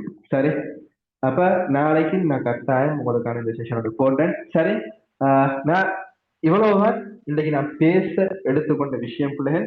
சரி, பேச எடுத்துக்கொண்ட விஷயம். ஒரு பிள்ளை கேட்ட உங்களோட 100 daysல கிளாஸ் எப்படி நடக்கும்னு சொல்லி. இப்ப எங்களோட கிளாஸ் இது சத்தியமா வல்லாஹி நான் ப்ரொமோஷனுக்காக செய்யல, கேட்ட சொல்லி சொல்றேன். என்னன்னா எந்த கிளாஸ் வந்து இப்ப போற மெத்தட் என்னன்னா 2 தியரி கிளாஸ், 2 ரிவிஷன் கிளாஸ், ஒரு பேப்பர், ஒரு டவுட் கிளியரிங் கிளாஸ் வந்து கிளம்பிட்டு போகுது. டவுட் கிளியரிங் கிளாஸ் இப்ப 2 வீக்குக்கு முதல்ல ஸ்டார்ட் பண்ணி படல, நாளைக்கு அந்த கிளாஸ் ஸ்டார்ட் ஆகும் எங்களோட பிள்ளைகளுக்கு. தியரி கிளாஸ்ல காசு பாய்ச்சல் கூற்று இப்ப போயிட்டு கொண்டிருக்குது. காசு பாய்ச்சல் கூற்று இன்ஷா அல்லாஹ் முடிகிறதோட முகாமை கணக்கிலும் சேர்த்து ஜூன் மாதம் கடைசியாக போல உங்களோட முழு தியரியும் கம்ப்ளீட் ஆகும் இன்ஷா அல்லாஹ். மே ஜூன் அப்படி முடிய ஜூலைக்குள்ள கம்ப்ளீட் ஆகும். சரி, வீக்குக்கு மொத்தம் 6 கிளாஸ் மாதிரி நடக்கும் புள்ள. சரி, 2 தியரி, 2 ரிவிஷன், ஒரு பேப்பர், ஒரு டவுட் கிளியரிங் கிளாஸ் வந்து வீட்டுக்கு ஒரு 6 கிளாஸ் மாதிரி நடக்கும். 2 தியரி கிளாஸ்லயும் உங்களுக்கு என்ன போகுதுன்னு சொன்னா காசு பாய்ச்சல் கூட்டு பாடம் போயிட்டு கொண்டு இருக்குது. ஸ்டார்ட் பண்ண போறோம். கம்பெனி கம்ப்ளீட்டா முடிஞ்சு காசு பாய்ச்சல் கூட்டு ஸ்டார்ட் பண்ண போறோம். ரிவிஷன் கிளாஸ்ல தண்ணீர்மை வணிகத்தில் நிதி கூற்றுக்கள் சீராக்கத்தை எப்படி செய்யறேன்னு சொல்லி 2027 பேச்சையும் சேர்த்து செஞ்சு கொண்டு போறோம். பேப்பர் கிளாஸ்ல இப்ப 2025ஆம் ஆண்டு பேப்பருக்கான பார்ட் 1 மெத்தடுகளை நாங்கள் டிஸ்கஸ் பண்ணிக்கிறோம். அதே மாதிரி ஒவ்வொன்றிலையும் பார்ட் 1 பார்ட் 2 மெத்தடுகளை நாங்கள் டிஸ்கஸ் பண்ணிக்கிறோம். டவுட் கிளியரிங் கிளாஸ்ல ஒரு பாடத்தை சாப்டர் எடுத்து அந்த சாப்டர்ல உங்களுக்கு இருக்கக்கூடிய டவுட் என்ன என்பதை ஃபுல்லா கிளியர் பண்ணி கொண்டு போவோம். அப்ப நீங்க இந்த செஷன்ல வரக்கூடிய டவுட்கள் நான் சொன்னேன் அதுகளை கேட்டுக்கொள்ளலாம். உங்களுக்கு ரெக்கார்டிங், பழைய பாடங்களை ரெக்கார்டிங்ஸ் இருந்தா அதையும் தேவைன்னா உங்களுக்கு அதையும் நாங்கள் ப்ரொவைட் பண்ணுவோம். அதோட முக்கியமான விஷயம் சொன்னா உங்களுக்கு தனிப்பட்ட அமைப்புல வீக்குக்கு மொத்தம் 6 கிளாஸ், வீக்குக்கு 6 கிளாஸ் கிட்ட மாதிரி நடக்கும். சரியா? ஷுவரா 5 கிளாஸ் நடந்து கொண்டிருக்குது இப்ப. சரிதானே? அந்த டவுட் கிளியரிங் கிளாஸ் வந்து இன்னும் நடக்கல. அந்த 2 வீக்குக்கு முதல் நான் பிள்ளைகிட்ட சொன்ன ஸ்டார்ட் பண்றேன். எனக்கு கொஞ்சம் ஒரு சில பிரச்சனைகளால ஏண்ட ஒரு சில பர்சனல் ஒர்க்ஸால அந்த விஷயம் அந்த குறிப்பிட்ட டேட்ல நான் சண்டே செய்யணும்னு சொல்லியிருந்தேன். சண்டே செய்யலாம போச்சு. ஸோ இந்த தேர்ஸ்டே நாளைக்கு அவங்களுக்கு அந்த செஷன் இருக்குது இன்ஷா அல்லாஹ். இருக்குது. அதுல ஃபர்ஸ்ட்டுக்கு நாங்க எடுக்க போறது அக்கௌண்டிங் பாடத்துல, அக்கௌண்டிங் ஈக்குவேஷன் பாடத்துல என்ன டவுட் இருக்குது அதை நாங்க clear பண்ணி கொண்டு போறது. வெப்சைட், அதாவது கூகுள்ல சர்ச் பண்ணா வரும். எந்த ஆண்டுன்னு நீங்க சர்ச் பண்ணி தமிழ் மீடியம் ஆன்சர் அடிச்சா வரும். சரி, எனக்கிட்ட எல்லாமே பிடிஎஃப் இல்ல, சரிதானே? இந்த பிரிண்ட் அவுட் வெர்ஷன்ஸ் தான் இருக்குது. அப்ப நான் அந்த கிளாஸ் செய்யக்குள்ள 2 பிடிஎஃப் மட்டும் எடுத்து வச்சிருந்தேன். அப்ப 2025 மட்டும் எடுத்து வச்சு கிளாஸ் செய்யும் பொழுது சரி. ஓகே, இந்த ரிவிஷன் நாங்க அந்த பிடிஎஃப் மட்டும் எடுத்து வைக்கிறேன். மற்றபடி பிரிண்ட் அவுட் வெர்ஷன்ஸ் தான் இருக்குது. ஸோ ஹார்ட் காப்பி தான் எனக்கு இருக்குது, அதனால அதை எடுக்கிறதுக்கு இல்லை. சரி, எம்சிக்யூ வந்து நாங்க செஞ்சு கொண்டு போறது கிராஸ் பேப்பர் எம்சிக்யூ நாங்க செஞ்சு கொண்டு போறோம். அதுல வேணும்னா ஜாயின் ஆகுங்க. எனக்கு அப்படி என்ன சரி கஷ்டம் இருந்துன்னு சொன்னா வந்து ஜாயின் ஆகி கொள்ளுங்க, பேசிக்கொள்ளுங்க, வந்து பேசிக்கொள்ளுங்க. கட்டாயம் எனக்கு நீங்க ஹெல்ப் பண்ண பண்ணணும் போல இருக்கக்கூடிய 50,000 பேர் இருந்தீங்க. என்ன பர்சனல் கான்டாக்ட் நம்பருக்கு மெசேஜ் போடுங்க. கான்டாக்ட் நம்பருக்கு மெசேஜை போட்டு உங்களுக்கான ஃபெசிலிட்டிகளை பெற்றுக்கொள்ளுங்களா. சரி, எனக்கு நீங்க செய்ய வேண்டிய ஹெல்ப் தெரியும். இந்த நம்பருக்கு 39 பேர் இப்ப இருக்கிறீங்க.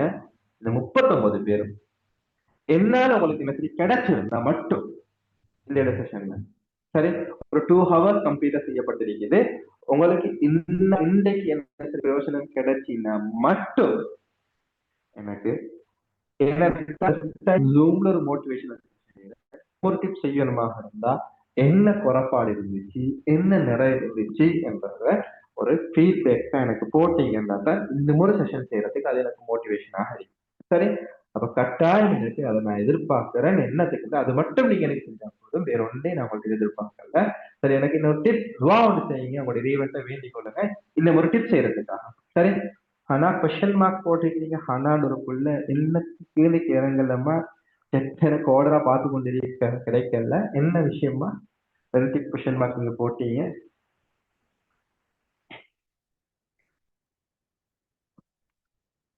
என்ன கொஸ்டின் கேட்டீங்க? எனக்கு கட்டாயம் ஃபீட்பேக் கொண்டு போடுங்க புள்ளு. கட்டாயம் எனக்கு அது தேவை. அப்ப எனக்கு ஒரு மோட்டிவேஷனாக இருக்கும் அடுத்த செஷனை செய்யறதுக்கு. சரி, அப்படி ஓகேண்டா இன்னும் ஒரு 1 monthல நான் திரும்ப இதே மாதிரி ஒரு செஷன் செய்வேன். உங்களோட 1 month ப்ரொசீஜரை வச்சு இதை விட பெஸ்டா அடுத்த 2 months என்ன செய்யலாம். கிளாஸ் போற மெத்தடுமா உங்களுக்கு கிழமைக்கு 6 class, 2 theory class, 2 revision class, ஒரு பேப்பர் கிளாஸ், ஒரு டவுட் கிளியர் கிளாஸ். ரிவிஷன் கிளாஸ்ல தண்ணீடுகள் வெளியேற்ற நிதி கூற்றுக்கள் சம்பந்தமாக டிஸ்கஸ் பண்ணி கொண்டிருக்கிறோம். பேப்பர் கிளாஸ்ல பார்ட் 1 பார்ட் 2 பாஸ்ட் பேப்பர்ஸ் இப்ப டிஸ்கஸ் பண்ணி கொண்டிருக்கிறோம். தியரி கிளாஸ்ல காசு பாய்ச்சல் கூற்று பாடம் பேசிக் கொண்டிருக்கிறது. அதே போல டவுட் கிளியர் கிளாஸ்ல கணக்கீடு சமன்பாடு என்ற பாடத்துக்கான டவுட்டை வந்து ஃபுல்லா கிளியர் பண்ணிக்கோ. அடுத்த செஷன் நாங்க கிளியர் பண்றதுக்கு இருக்கிறோம். இப்படி ஒவ்வொரு சாப்டர்ல டவுட் நாங்க எடுத்து தனியா கிளியர் பண்ண போறோம். மெயின் சாப்டர் வந்து டவுட். சரி, இப்படிதான் 6 கிளாஸ் கிழமைக்கு நடக்குது. மொத்தம் மாசம் 24 கிளாஸஸ் நடக்குது. சரி, அப்ப இதுல ரெக்கார்டிங்ஸ் எல்லாம் நாங்க குரூப்ல போடுவோம். யூடியூப்ல அப்லோட் பண்ணி ரெக்கார்டிங்ஸ் நாங்க குரூப்ல போடுவோம். தேவைன்னு சொன்னா இந்த கான்டாக்ட் நம்பரை கான்டாக்ட் பண்ணி நீங்க உங்களுக்கு முதலதிகமான டீட்டெயில்ஸ் பெற்றுக்கொள்ளுங்க. கட்டாயம் எனக்கு அந்த ஃபீட்பேக் செஷன் தாங்கக்குள்ளே எனக்கு நிறைய பேர் இதுலயும் போட்டிக்கிறீங்க. சத்தியமா நான் செக் அதிக கிடைக்கலம்மா. எனக்கு கட்டாயம் நீங்க எனக்கு பர்சனலா இந்த வாட்ஸ்அப் நம்பருக்கு நான் நினைக்கிறேன் நீங்க அப்படி போடுவீங்கன்னு சொல்லி. அப்ப இது வரைக்கும் நான் உங்கள்கிட்ட இவ்வளவுதான் செஞ்சேன். ஓகேம்மா, வேற சரி பிரச்சனை இருந்தா நான் பர்சனலா கான்டாக்ட் பண்ணுங்க. டைம் ஆல்ரெடி லேட் ஆகிட்டு 7:30 ஆகிட்டு. என்னால ஏழுமான ஒரு சப்போர்ட் உங்களுக்கு தரணும் என்றதுக்காக நான் இந்த செஷனை செஞ்சேன். சரி, இதுல குறைகள் இருக்கலாம், நிறைகள் இருக்கலாம். நிறைகளை எடுத்துக்கொள்ளுங்க, குறைகளை இடத்தோட விட்டுடுங்க. சரி, இன்ஷா அல்லாஹ் இன்னும் ஒரு சந்தர்ப்பம் கிடைக்கும் நான் உங்களை வந்து சந்திக்கிறேன். அது வரைக்கும் நான் உங்கள்கிட்ட விடைபெறுகிறேன். ஜஸாக்குமுல்லாஹ் ஹைர் for your participation. Thank you. Bye.